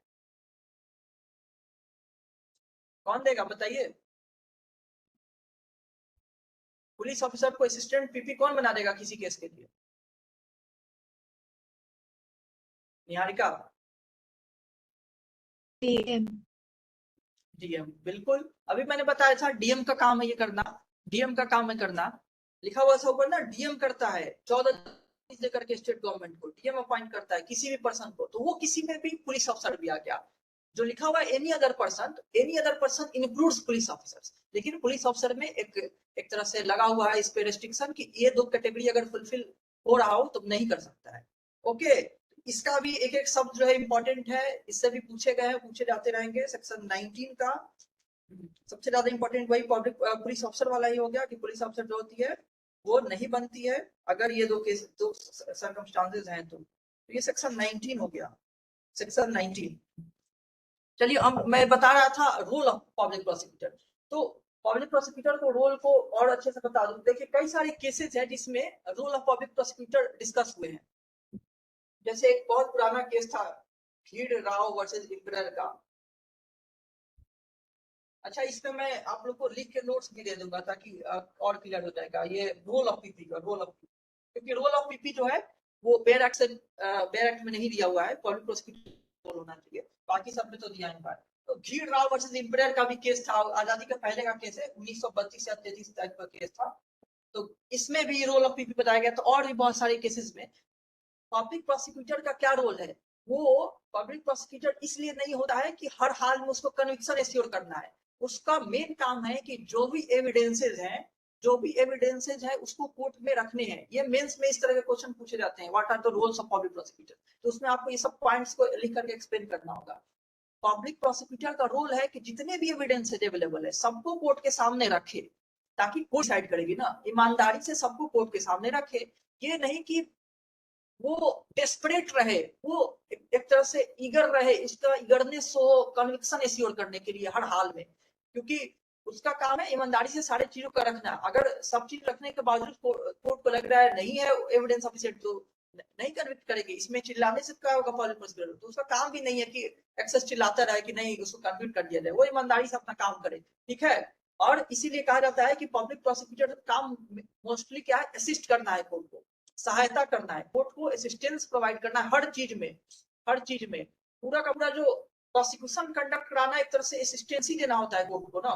कोर्ट भी तो अपॉइंट की जाती है, कोर्ट भी एस्टेब्लिश की गई है, एक तरह से स्टेट का ही इंस्ट्रूमेंट है ना कोर्ट्स भी। तो और पब्लिक प्रोसिक्यूटर भी स्टेट का पब्लिक प्रोसिक्यूटर एजेंसी हो गया एक। तो पब्लिक प्रोसिक्यूटर को हेल्प करना है कोर्ट को ताकि प्रोसिक्यूशन सही से पूरा चल पाए, सारे एविडेंसेस कलेक्ट हो पाए, उसको कोई भी उसको पार्शियल भी नहीं होना है, इम्पार्शियल वे में सारी चीजों को रखना है। और पब्लिक प्रोसिक्यूटर को जस्टिस के प्रिंसिपल्स पे काम करना है, उसको भी इम्पार्शियलिटी के, जस्टिस के प्रिंसिपल पे उसको काम करना होता है। उसको पार्शियलिटी नहीं दिखानी है, उसको पुलिस का एक तरह से एजेंट नहीं बन जाना है, जैसा कि को स्टेट को रिप्रेजेंट करना है। और स्टेट का काम है कि जो चीज गलत हुई है, जो चीज हुई है उसको कोर्ट में रखी जाए ताकि कोर्ट डिसाइड करे। ये नहीं कि पुलिस का एजेंट बनाना है, जो पुलिस किया था हम उसको सपोर्ट कर रहे हैं। पुलिस तो कुछ भी इन्वेस्टिगेट करके दे सकती है ना, तो पुलिस को ब्लाइंडली सपोर्ट नहीं करना है पब्लिक प्रोसिक्यूटर को। वो पुलिस का एजेंट ही नहीं है, वो एजेंट है स्टेट का, ठीक है। ये सारी बातें मतलब ध्यान में रहनी चाहिए। आइए अगला सेक्शन में हम लोग देखा जाए, असिस्टेंट पीपी हो गया। सेक्शन 20 आखिरी सेक्शन है पब्लिक प्रोसिक्यूटर का। अच्छा, डायरेक्टरेट ऑफ प्रोसिक्यूशन है। ये डायरेक्टरेट ऑफ प्रोसिक्यूशन पहले नहीं था, सीआरपीसी में अमेंडमेंट से लाया गया था। किसको पता है कौन से अमेंडमेंट से लाया गया था डायरेक्टरेट ऑफ प्रोसिक्यूशन? कौन से अमेंडमेंट से लाया गया था? किस साल का अमेंडमेंट था वो? कौन से अमेंडमेंट का मतलब किस साल का अमेंडमेंट?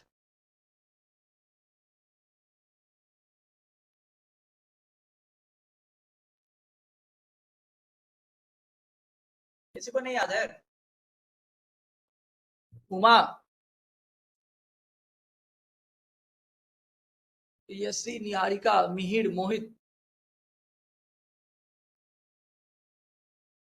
नहीं पता है भैया। ओके, तो 2005 आप लोग लिख लीजिए, अगर बेयर एक्ट है तो आप लोग वहीं पे लिख लीजिए। मतलब सेक्शन 20 जो लिखा हुआ है ना, सेक्शन 20 तो अमेंडमेंट से नहीं लाया गया है ना, लेकिन उस पर 25 कैपिटल ए था ना सीआरपीसी में।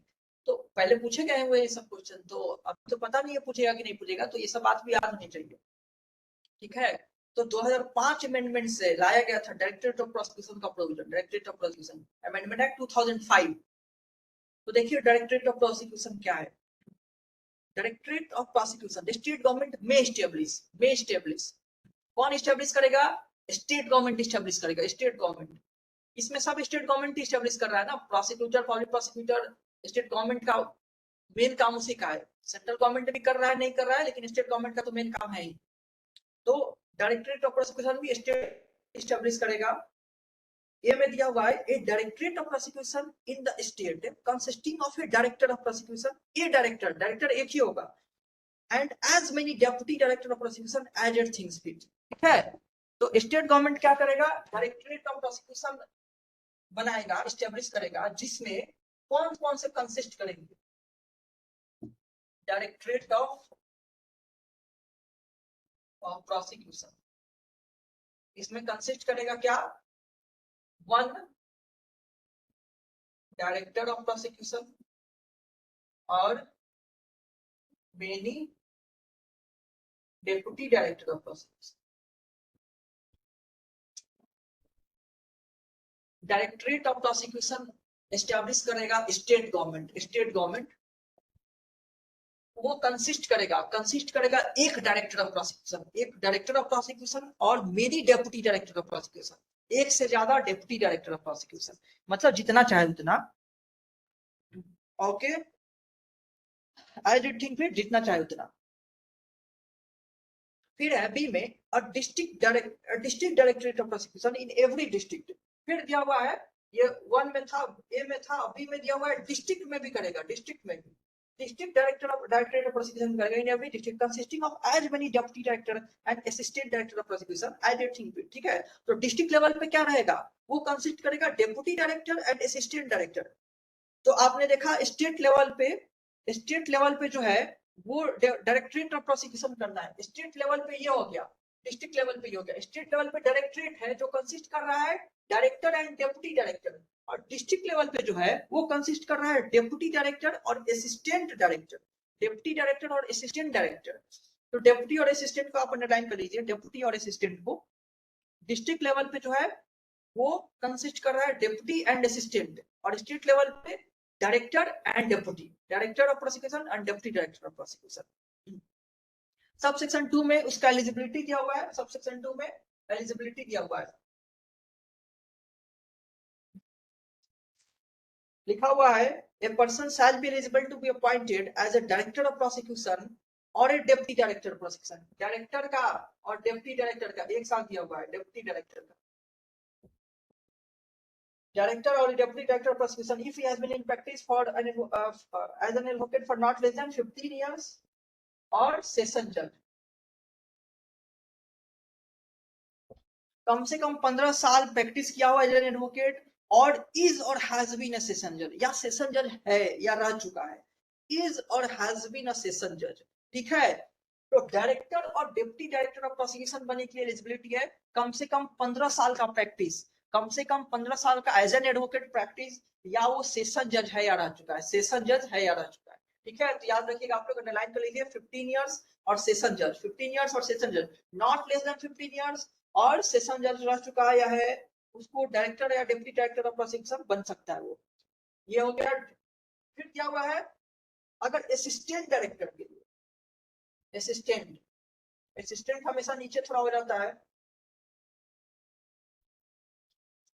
असिस्टेंट डायरेक्टर ऑफ प्रोसिक्यूशन के लिए क्या एलिजिबिलिटी है? If he has been in practice as an advocate for not less than 7 years कम से कम 7 साल की प्रैक्टिस और has been a magistrate of the first class या फर्स्ट क्लास जेएम में, फर्स्ट क्लास जेएम रह चुका है। ठीक है, असिस्टेंट डायरेक्टर के लिए फर्स्ट क्लास मजिस्ट्रेट रह चुका है, फर्स्ट क्लास मजिस्ट्रेट रह चुका है। तो आप 7 को अंडरलाइन कर लीजिए और फर्स्ट क्लास को कर लीजिए, याद आ जाएगा फर्स्ट क्लास मजिस्ट्रेट।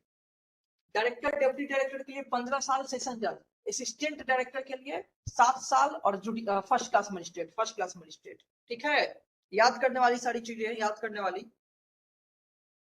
फिर सबसेक्शन 3 है, सबसेक्शन 3 इसमें आपको 15 साल 7 साल याद रखना है और सेशन जज और फर्स्ट क्लास याद रखना है। The directorate of prosecution shall be headed by director of prosecution who shell function under, आप सबको पहले से पता होगा, ये भी पूछा हुआ क्वेश्चन है, किसका अंडर फंक्शन करता है, तो home department of state, state का जो होम डिपार्टमेंट होता है, होम डिपार्टमेंट उसके अंडर में फंक्शन करता है directorate of prosecution. Directorate of prosecution का हेड कौन होता है, डायरेक्टर ऑफ प्रोसिक्यूशन, सबसे हेड हो गया ये डायरेक्टर, क्योंकि ये डायरेक्टर हो गया, डिप्टी हो गया, ये असिस्टेंट हो गया, सबसे हेड डायरेक्टर एक ही होता है डायरेक्टर, बताया था थोड़ी देर पहले मैंने, एक ही डायरेक्टर ऑफ प्रोसिक्यूशन होता है, वो सबका हेड है। इस डायरेक्टरेट ऑफ प्रोसिक्यूशन जो है उसको हेड ही करता है कौन, उसको एक तरह से उसका एक तरह से प्रिंसिपल और हेड कौन हो गया, डायरेक्टर ऑफ प्रोसिक्यूशन। और ये लोग जो है ये किसके अंडर में माने जाते हैं, काम करते हैं, home department of state, underline कर लीजिए होम डिपार्टमेंट ऑफ स्टेट, ये भी पूछा हुआ क्वेश्चन है, होम डिपार्टमेंट ऑफ स्टेट के अंडर में फंक्शन करता है। Subsection 4, every deputy director of prosecution or assistant director of prosecution shall be subordinate to the director of prosecution, subordination बताया हुआ है, and every assistant director of prosecution shall be subordinate to deputy director of prosecution। ये सारी बातें बहुत आसान है और एक तरह से सबऑर्डिनेशन में तो आप दिमाग भी आप ना लगाएंगे तो भी आप डाल देंगे कौन किसकी हो रहा है, डेप्टी वाले नीचे आ ही जाते हैं, लिखा हुआ है every deputy director of prosecution और असिस्टेंट सब जो होंगे डायरेक्टर के सबऑर्डिनेट होंगे। डायरेक्टर के तो सबऑर्डिनेट सब हो गए, डायरेक्टर के नीचे सारे हो गए, लेकिन फिर बोल रहा है कि every assistant director of prosecution shall be subordinate to deputy director, deputy के भी नीचे हो गया असिस्टेंट। ठीक है, सबसे ऊपर डायरेक्टर ऑफ प्रोसिक्यूशन देख लीजिए आप लोग वाले एग्जाम, सबसे ऊपर हो गया डायरेक्टर ऑफ प्रोसिक्यूशन, उसके नीचे हो गया डेप्टी डायरेक्टर, उसके नीचे हो गया असिस्टेंट, डायरेक्टर का नीचे सब हो गया और असिस्टेंट डायरेक्टर ऑफ प्रोसिक्यूशन जो है वो डेप्टी का भी सबऑर्डिनेट माना जाता है। ठीक है, assistant director of prosecution subordinate माना जाता है डेप्टी डायरेक्टर का। चलिए अगला subsection 5, every public prosecutor, additional public prosecutor and a special public prosecutor appointed by the state government under subsection 1(8)(18) to conduct cases in high court shall be subordinate to director। अब बोल रहा है जितने भी PP APP या special PP थे ना, जितने भी पब्लिक प्रोसिक्यूटर थे वो भी इनके सबऑर्डिनेट माने जाते हैं। जितने भी पब्लिक प्रोसिक्यूटर थे जो हमने पढ़ा हुआ है पीपी एपीपी, वो सारे डायरेक्टरेट ऑफ प्रोसिक्यूशन के सबऑर्डिनेट माने जाएंगे, डायरेक्टर ऑफ प्रोसिक्यूशन के सबऑर्डिनेट, यानी कि पीपी एपीपी असिस्टेंट पीपी सब इसके सबऑर्डिनेट होंगे, सब इसके सबऑर्डिनेट होंगे। ये सब सेक्शन 5 बोल रहा था।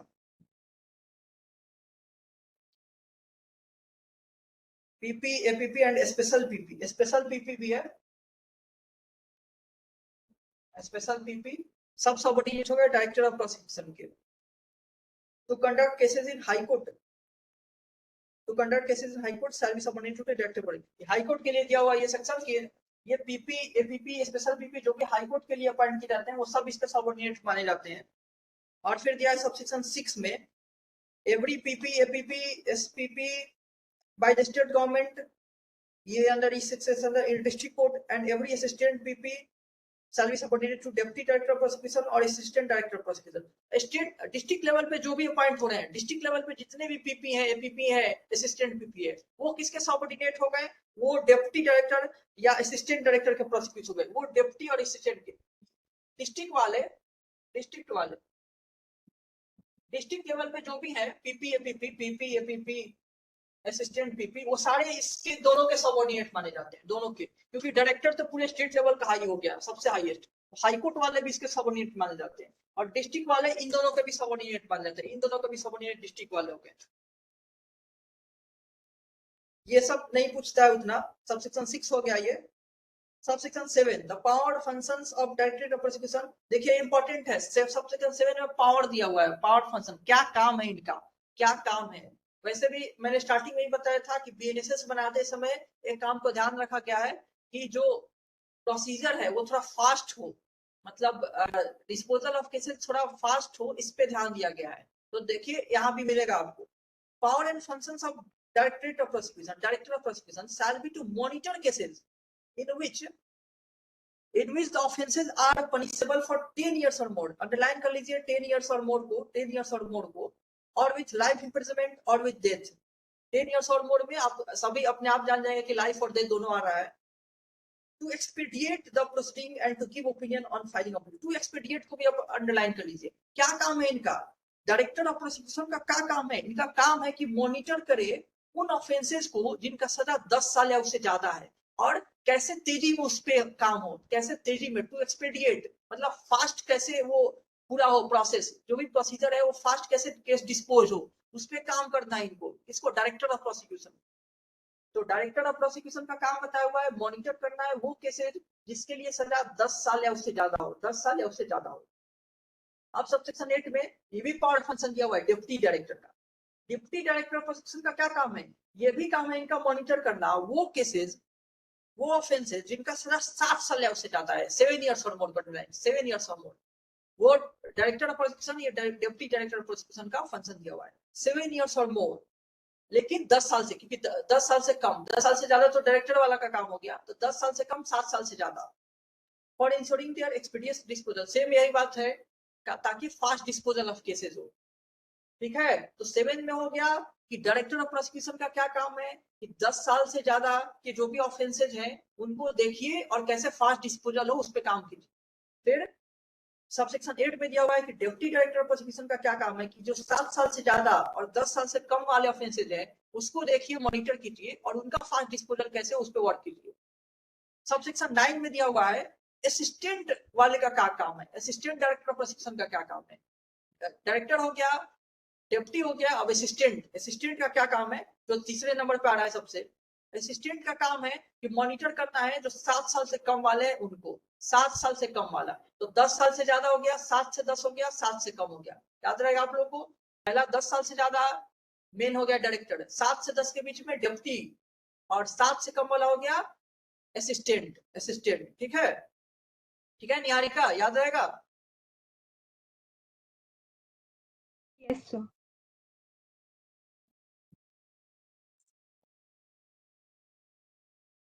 निहारिका,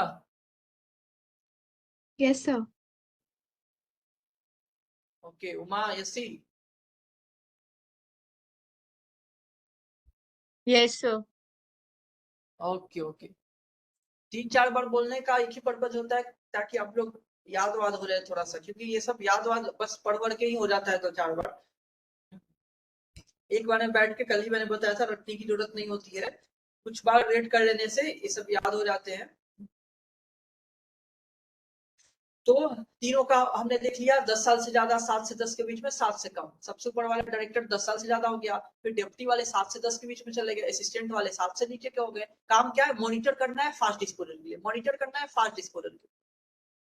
फिर सबसेक्शन 10 नॉट विच स्टैंडिंग, फर्क नहीं पड़ता 7, 8, 9 में क्या दिया हुआ है, director, deputy director, assistant director shall have the power to deal with and responsible for all putting under this Sanita.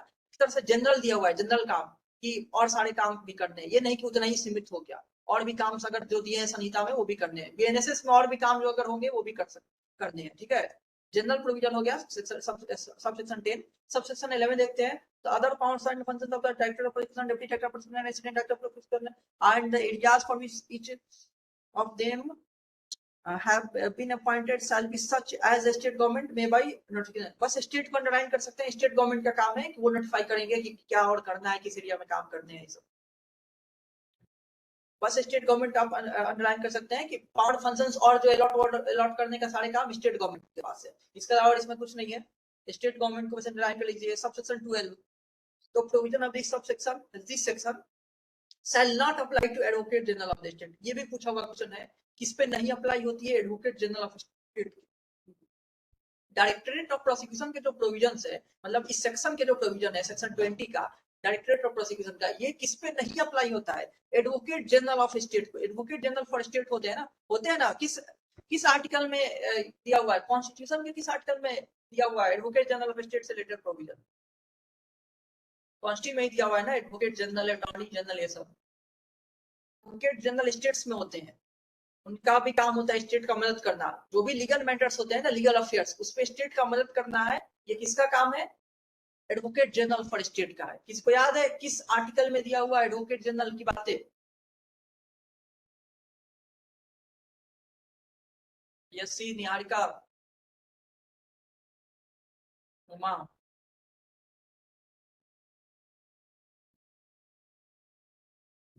Mihir,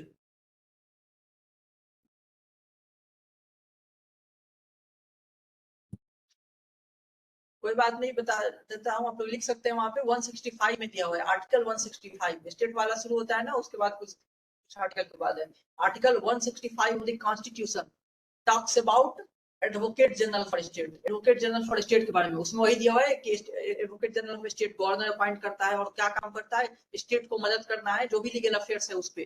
तो एक तरह से कई सारे काम करते हैं वो, लीगल अफेयर्स स्टेट का देखते हैं, कोर्ट्स वगैरह में भी आते हैं, कोर्ट्स वगैरह में भी रिप्रेजेंट करते हैं स्टेट गवर्नमेंट को।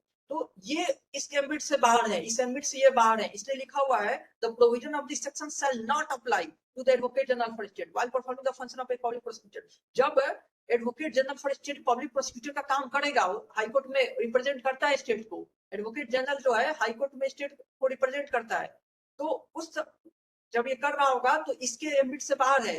ये जो डायरेक्टरेट ऑफ प्रोसिक्यूशन का प्रोविजन है इसके एम्बिट से बाहर है। ये जो प्रोविजन है कि ये इसको सबऑर्डिनेट इस पे अप्लाई, इस पे अप्लाई, वो उसके वो नहीं होगा सबऑर्डिनेट किसी का, ठीक है। तो एडवोकेट जनरल फॉर स्टेट जो है उस पे ये पूरा का पूरा सेक्शन ही नहीं अप्लाई होगा, कोई भी सेक्शन, ठीक है। Niharika, yes sir. आवाज नहीं जा रही है क्या? सर जा रही है, मैंने बोला। ओके ओके, तुम लोग का आवाज ही लग रहा है फंस फंस के आ रहा है। यसी तुम बोलो, कोई बोलो दूसरा। Yes sir. ओके ओके, मेरी आवाज आ रही है ना, बस इतना कम से कम बस। Yes sir. ओके ठीक है, समझ में आया ना? कौन सी आर्टिकल में बताया था? 165। 165 कॉन्स्टिट्यूशन की 165 जो आर्टिकल है वही डील कर रही थी। चलिए अब 11 हो रही है, एक चीज हम लोग और डिस्कस कर लिया जाए फिर बात करते हैं। ये सेक्शन आखिरी भी हो गया, सब सेक्शन 12 हो गया। चलिए सेक्शन 21 भी पहले देख लेते हैं, फिर वो बताता हूँ। सेक्शन 21 भी देख लीजिए, जो उसको छोड़ा है। सेक्शन 21 है court by which offences are triable. किस कोर्ट द्वारा ऑफेंस ट्रायबल होता है? Section 21 court by which offences are triable. Question पूछे जाते हैं इससे भी, मतलब ट्राई करने का राइट किस कोर्ट के पास है? ऑफेंस ट्राई करने का, ट्राई करने का मतलब ट्रायल चलेगा, किस कोर्ट में ट्रायल चलेगा। Okay, courts by which offences are triable, मतलब किस किस कोर्ट में ऑफेंस का ट्रायल चल सकता है। Subject to the other provision of this संहिता। ए में दिया हुआ है any offence under the BNS may be tried by, तीन तरह का कोर्ट दिया हुआ है। पहला हाई कोर्ट दिया हुआ है, फिर दिया हुआ है कोर्ट ऑफ सेशन, फिर दिया हुआ है फर्स्ट शेड्यूल में जो है वो हाई कोर्ट जो है उसमें भी ट्रायल चल सकता है, हाई कोर्ट में भी ट्रायल चल सकता है। दूसरा कोर्ट ऑफ सेशन में। तीसरा दिया हुआ any other court by which such offence is shown in the first schedule to be triable. First schedule में दिया हुआ है ना लिस्ट, फर्स्ट शेड्यूल में क्लासिफिकेशन ऑफ ऑफेंसेस है, तो उसमें ये भी लिखा रहता है कि ये जो है बिलेबल नॉन बिलेबल तो लिखा ही रहता है, कॉग्निटेबल नॉन कॉग्निटेबल ये भी दिखा रहता है। ट्रायबल बाय कौन? Triable by judicial magistrate first class, triable by court of session, triable by judicial magistrate second class, ठीक है। ये सब फर्स्ट शेड्यूल में लिखा रहता है। किस कोर्ट द्वारा ट्रायबल है लिखा रहता है, वही रिफर कर दिया है। High court, court of session या फर्स्ट शेड्यूल से रिफर कर जाना है। फर्स्ट शेड्यूल, फर्स्ट शेड्यूल में पूरा लिस्ट दिया हुआ है किसके किसके द्वारा कौन ट्रायबल है। तो हो गया तीन लिस्ट, ये नाम याद रखना है, ऐसे एग्जाम में पूछ लेते हैं, किसी को ओमिट कर देगा और पूछ लेगा कौन आएगा कौन नहीं आएगा। Okay, provided that any offence, अच्छा वीमेन से रिलेटेड अगर प्रोविजन है, रेप वेप है, अदर वीमेन एसोसिएटेड जो ऑफेंसेज हैं उसमें कोशिश करना है as far as practicable by a court presided over by a women.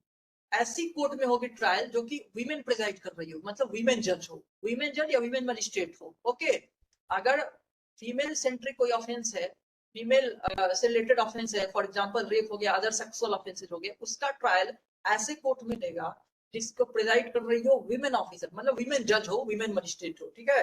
ये प्रोवाइजो बताती है। Normally high court court of session first schedule, याद रखना है आपको, high court court of session first schedule, और वीमेन से रिलेटेड ऑफेंस में वीमेन जज प्रीफरेबली कंपल्सरी नहीं किया हुआ है, इतने वीमेन जज है ही नहीं, ठीक है, कंपल्सरी नहीं है women, as far as practicable, और इतना प्रैक्टिकेबल है भी नहीं। तो रेप वगैरह के ट्रायल चल रहे हैं मेल जज के कोर्ट पे, ऐसा नहीं है कि फीमेल जज के यहाँ चल रहे हैं। B, subsection B,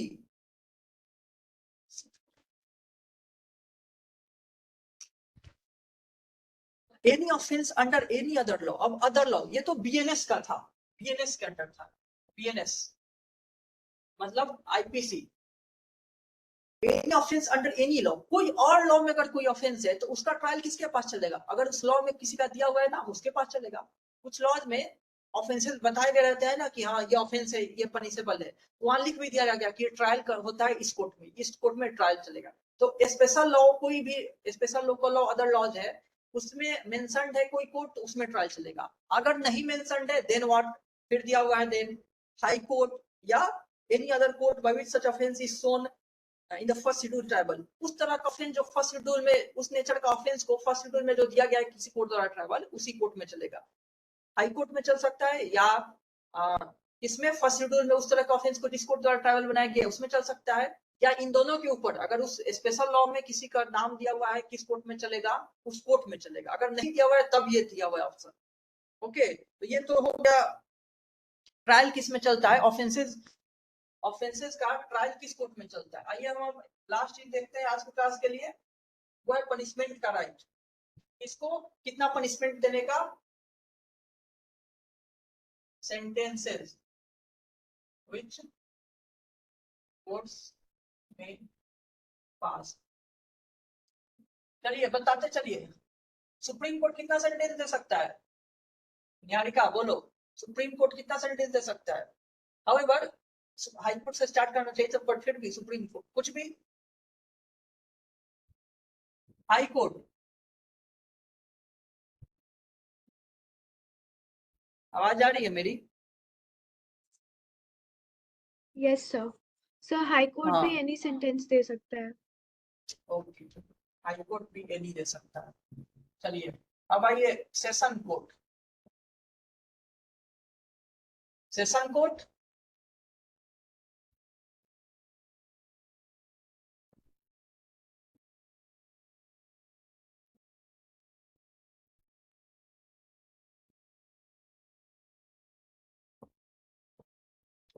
session court भी एनी कुछ भी दे सकता है, बस death sentence high court confirm करेगा, ठीक है।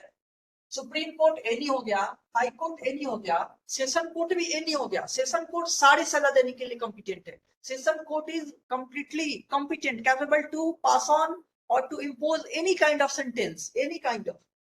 बट एक ही चीज है, डेथ सेंटेंस जो होगा वो कंफर्म करेगा high court. Death sentence is subject to the confirmation of the high court, ठीक है।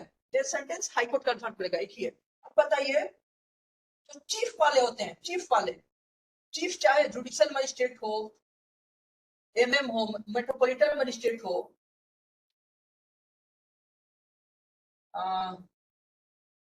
चीफ वाले जो होते हैं, या एडिशनल भी चीफ जो होते हैं, एसीजेएम हो, वो कितने सेंटेंस दे सकते हैं?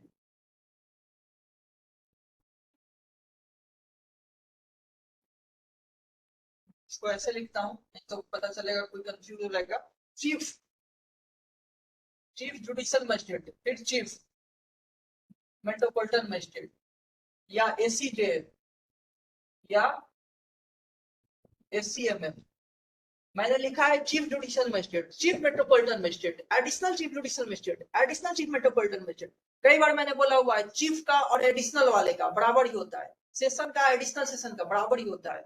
ये जो सेशन कोर्ट है इसमें एडिशनल सेशन जज भी शामिल है, सेशन, इसमें सेशन जज भी है और एडिशनल सेशन जज भी शामिल है।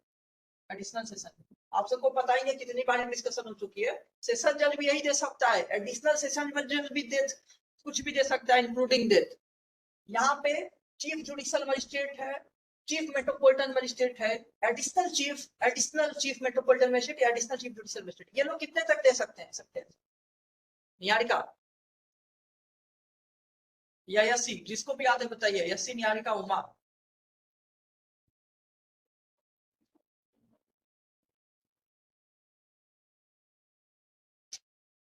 नहीं याद है? निहारिका यस नो कुछ भी बोलो। सर नहीं याद है। ओके कोई नहीं, 7 साल तक दे सकता है, 7 साल। अच्छा वो मैं नहीं लिख रहा हूँ ये असिस्टेंट वाला, क्योंकि ओमिट हो चुका है आपको, लेकिन आप याद ही होगा, याद सुन लीजिए लो। असिस्टेंट सेशन जज जो था सीआरपीसी में तक था, असिस्टेंट सेशन जज वो 10 साल तक देता था। असिस्टेंट सेशन जज 10 साल तक सजा देने की पावर थी, लेकिन बीएनएसएस में उसको ओमिट कर दिया हुआ है ना, सेंटेंस देने में उसका नाम मेंशन किया हुआ है, और ना ही जो हाईकोर्ट अपॉइंट करती है सेशन जज, एडिशनल सेशन जज असिस्टेंट को, तो एडिशनल और सेशन जज को तो अपॉइंट करवाया हुआ है हाईकोर्ट से, और असिस्टेंट को नहीं करवाया हुआ है। फिर यहाँ सजा भी नहीं दिलवाया है उससे, तो मान के चला जा रहा है ओमिट ना, उसका नाम ही नहीं लिया हुआ है, लेकिन सीआरपीसी तक था और उसका सजा देने का पावर 10 साल से ऊपर था, 10 साल तक था, 10 साल तक था। ठीक है, इधर साइड में लिख देता हूँ, असिस्टेंट का 10 साल था, असिस्टेंट सेशन जज 10 साल तक दे सकता था, लेकिन ये अब है ही नहीं। चीफ हो गया 7 साल तक, कोई भी चीफ हो, chief judicial magistrate, chief metropolitan magistrate, additional chief judicial magistrate, additional chief metropolitan magistrate, ये 7 साल तक। अब आइए, जुडिशियल मजिस्ट्रेट फर्स्ट क्लास या मेट्रोपॉलिटन मजिस्ट्रेट या सब डिविजनल जुडिशियल मजिस्ट्रेट, ये कितने दे सकते हैं? ये सब बराबर देते हैं, ये सब बराबर। जैसे मैंने बोला सारे चीफ बराबर दे सकते हैं, चाहे वो चीफ हो या एडिशनल चीफ हो, chief JM, chief MM, additional chief JM, additional chief MM. वैसे ही judicial magistrate first class, judicial magistrate first class, metropolitan magistrate और sub divisional judicial magistrate, sub divisional judicial magistrate, ये तीनों ही बराबर दे सकते हैं। और कितने दे सकते हैं? फर्स्ट क्लास वाला अगर आपको याद है तो बोलिए।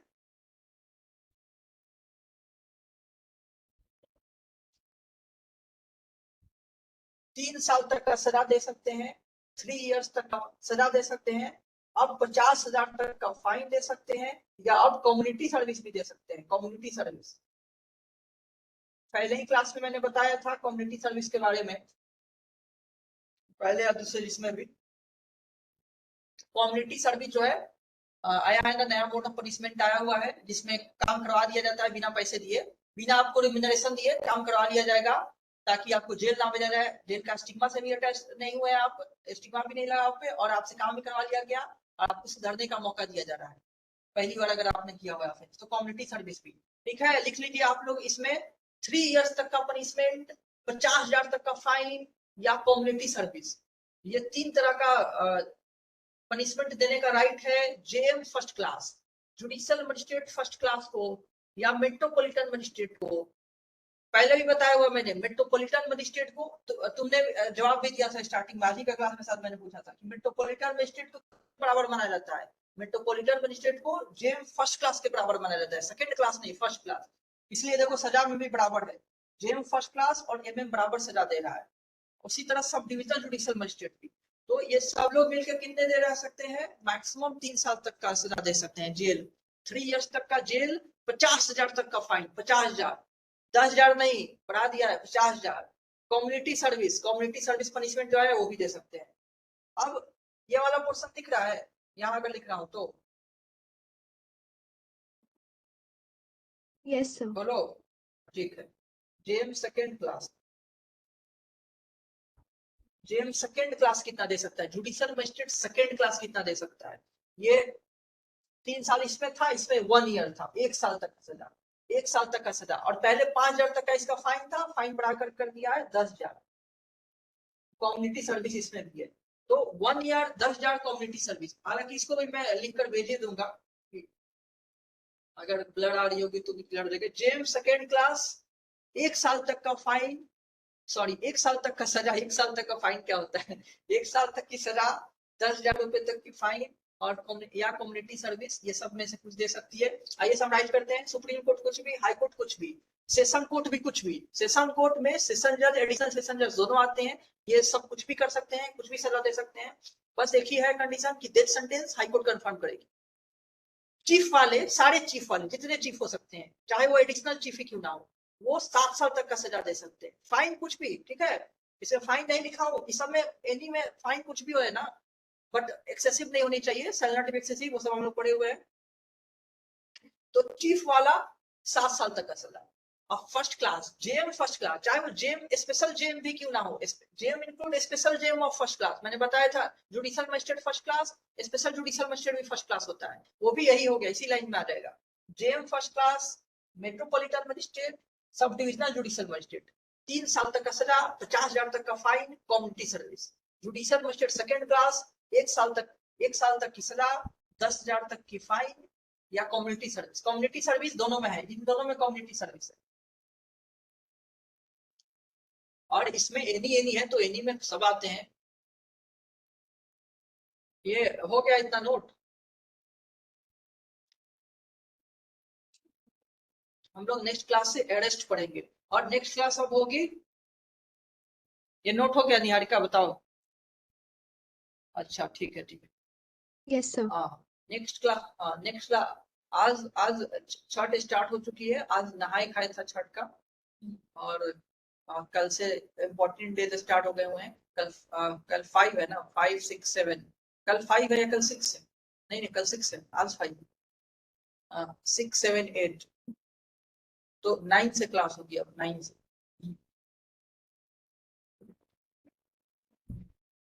ये वाले में कोई प्रॉब्लम? उमा जायसवाल बोलिए, उमा जायसवाल, समझ में आया? बीच में थोड़ा फोन आ गया तो टूट गया है, अभी देख लेंगे।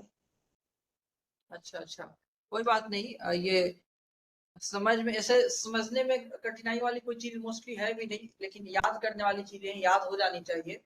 और जिस मोड में आप लोग को याद हो जाए, चाहे वो बार बार सुन के, चाहे बार बार पढ़ के, आप लोग याद कर लीजिएगा, क्योंकि प्रीलिम्स में इससे क्वेश्चंस नहीं आने रहते हैं। स्टार्टिंग के जो 50 सेक्शंस हैं सीआरपीसी के, जो थे स्टार्टिंग के 50 सेक्शन अरेस्ट तक के, उससे बहुत सारे क्वेश्चंस बन जाते हैं प्रीलिम्स के लिए। इवन अरेस्ट से भी अगले क्लास में अरेस्ट चलेगी, अरेस्ट से भी वो लॉन्ग आंसर के लिए भी है और प्रीलिम्स के लिए भी है, क्योंकि बहुत प्रोविजन अरेस्ट के हैं, तो उससे प्रीलिम्स में भी कोई पूछ देता है कोई भी सेक्शन, ये किसमें है, ये किसमें है। और ये सब तो है ही प्रीलिम्स के लिए इंपॉर्टेंट सारे के सारे। तो सजा बदल गई है अब। फर्स्ट क्लास का भी देखा आपने, बढ़ा दिया है फाइन का सजा, फाइन के देने का जो राइट है। और सेकेंड क्लास का भी फाइन का वो बढ़ा दिया है, 10,000 कर दिया है 5,000 से, और इसको 10,000 से 50,000 कर दिया हुआ है। कम्युनिटी सर्विस इंक्लूड कर दिया हुआ है। ऊपर से एक काम किया है, असिस्टेंट को कहाँ खा गया है पता नहीं चल रहा है, असिस्टेंट सेशन जज को, उसको असिस्टेंट सेशन जज पता नहीं एक्चुअली प्रैक्टिकली वो लोग है भी कि नहीं है, अगर है तो आप गायब ही कर दिया हुआ है। कोई प्रोविजन नहीं है असिस्टेंट सेशन जज रिलेटेड पूरे बीएनएसएस पे, ठीक है। और सीआरपीसी में था, अपॉइंटमेंट में भी था जो सेशन जज था, और पनिशमेंट वाले में भी था। इसका जो अगर बेयर एक्ट आप लोग देखेंगे ना, तो दिया हुआ है, सेक्शन दिया हुआ है कि हाई कोर्ट और सेशन कोर्ट कितना पनिशमेंट इम्पोज कर सकता है। तो सब सेक्शन 1 हाई कोर्ट के लिए, 2 जो है सेशन कोर्ट के लिए, और 3 था सीआरपीसी में, सब सेक्शन 3 था असिस्टेंट सेशन जज के लिए। यहाँ पे 2 ही सब सेक्शन में खत्म कर दिया हुआ है। कोई नहीं। यसी आपको समझ में आया? यसी अग्रवाल, यस सर। अच्छा ठीक है। आप लोग अब हम लोग का वो 9th को क्लास होगी, और तब तक आप लोग रिवाइज कीजिए, और अरेस्ट का एक बार प्रोविजन पढ़ लीजिएगा पहले से, मतलब रीडिंग कर लीजिएगा तो अच्छा रहेगा। बेयर एक्ट का बस, या सर वो छोड़। हाँ निहारिका, नहीं यसी बोलो। सर मुझे पूछना था कि 9th तक सीआरपीसी की क्लास नहीं होगी या फिर कोई भी क्लास नहीं होगी, मतलब जीके जीएस की भी क्लास नहीं होगी? कोई भी नहीं होगी, जीके जीएस की भी क्लास अब 14 के बाद होगी। सीआरपीसी की ही बस चलेगी अब इधर, क्योंकि ओके। ये 3 दिन, अभी 3 दिन बस कोई क्लास नहीं होगी, उसके बाद सीआरपीसी की चलेगी। और और 14th को ये है ना इंटरव्यू है, उसके बाद चलेगी इसकी जीके की। सर ये सिविल जज जूनियर डिवीजन, सिविल जज सीनियर डिवीजन, ये इसी में आएंगे क्या, जो फर्स्ट क्लास सेकंड क्लास है? नहीं, मोस्टली जो सेकंड क्लास होते हैं ना वो बराबर होते हैं सिविल जज जूनियर डिवीजन के, और जब तक प्रमोट होकर सिविल जज सीनियर डिवीजन बना जाता है वही इधर फर्स्ट क्लास बन गया रह जाता है। एक में नहीं है, सेकंड क्लास के बराबर जूनियर डिवीजन और फर्स्ट क्लास के बराबर सीनियर डिवीजन, और इवन और प्रमोट हो जाएंगे तो उधर सीनियर डिवीजन ही रहेंगे, उधर बहुत ज्यादा नहीं है। उसके बाद उधर डिस्ट्रिक्ट जज बन जाया, एडिशनल डिस्ट्रिक्ट जज बन जाया जाता है। ये तो पीछे सीनियर डिवीजन रहते हुए इधर प्रमोट होकर फर्स्ट क्लास से आप और ऊपर चले जाएंगे। ये सीजेएम भी बन गए हैं, उधर भी सीनियर डिवीजन ही है अभी, ठीक है, लेकिन ओके। जूनियर ज्यादा दिन नहीं रह जाता है, जूनियर से सीनियर बन जाया जाता है। अच्छा अच्छा, ये जो पीसीएसजे के थ्रू सिलेक्शन होता है ये जूनियर डिवीजन, अच्छा जूनियर डिवीजन में आएंगे। Second class judicial magistrate second class और सिविल जज जूनियर डिवीजन। जी सर। तो सर और हाँ निहारिका। सर ये क्वेश्चन था कि अगर हमारे पास ये क्वेश्चन आता है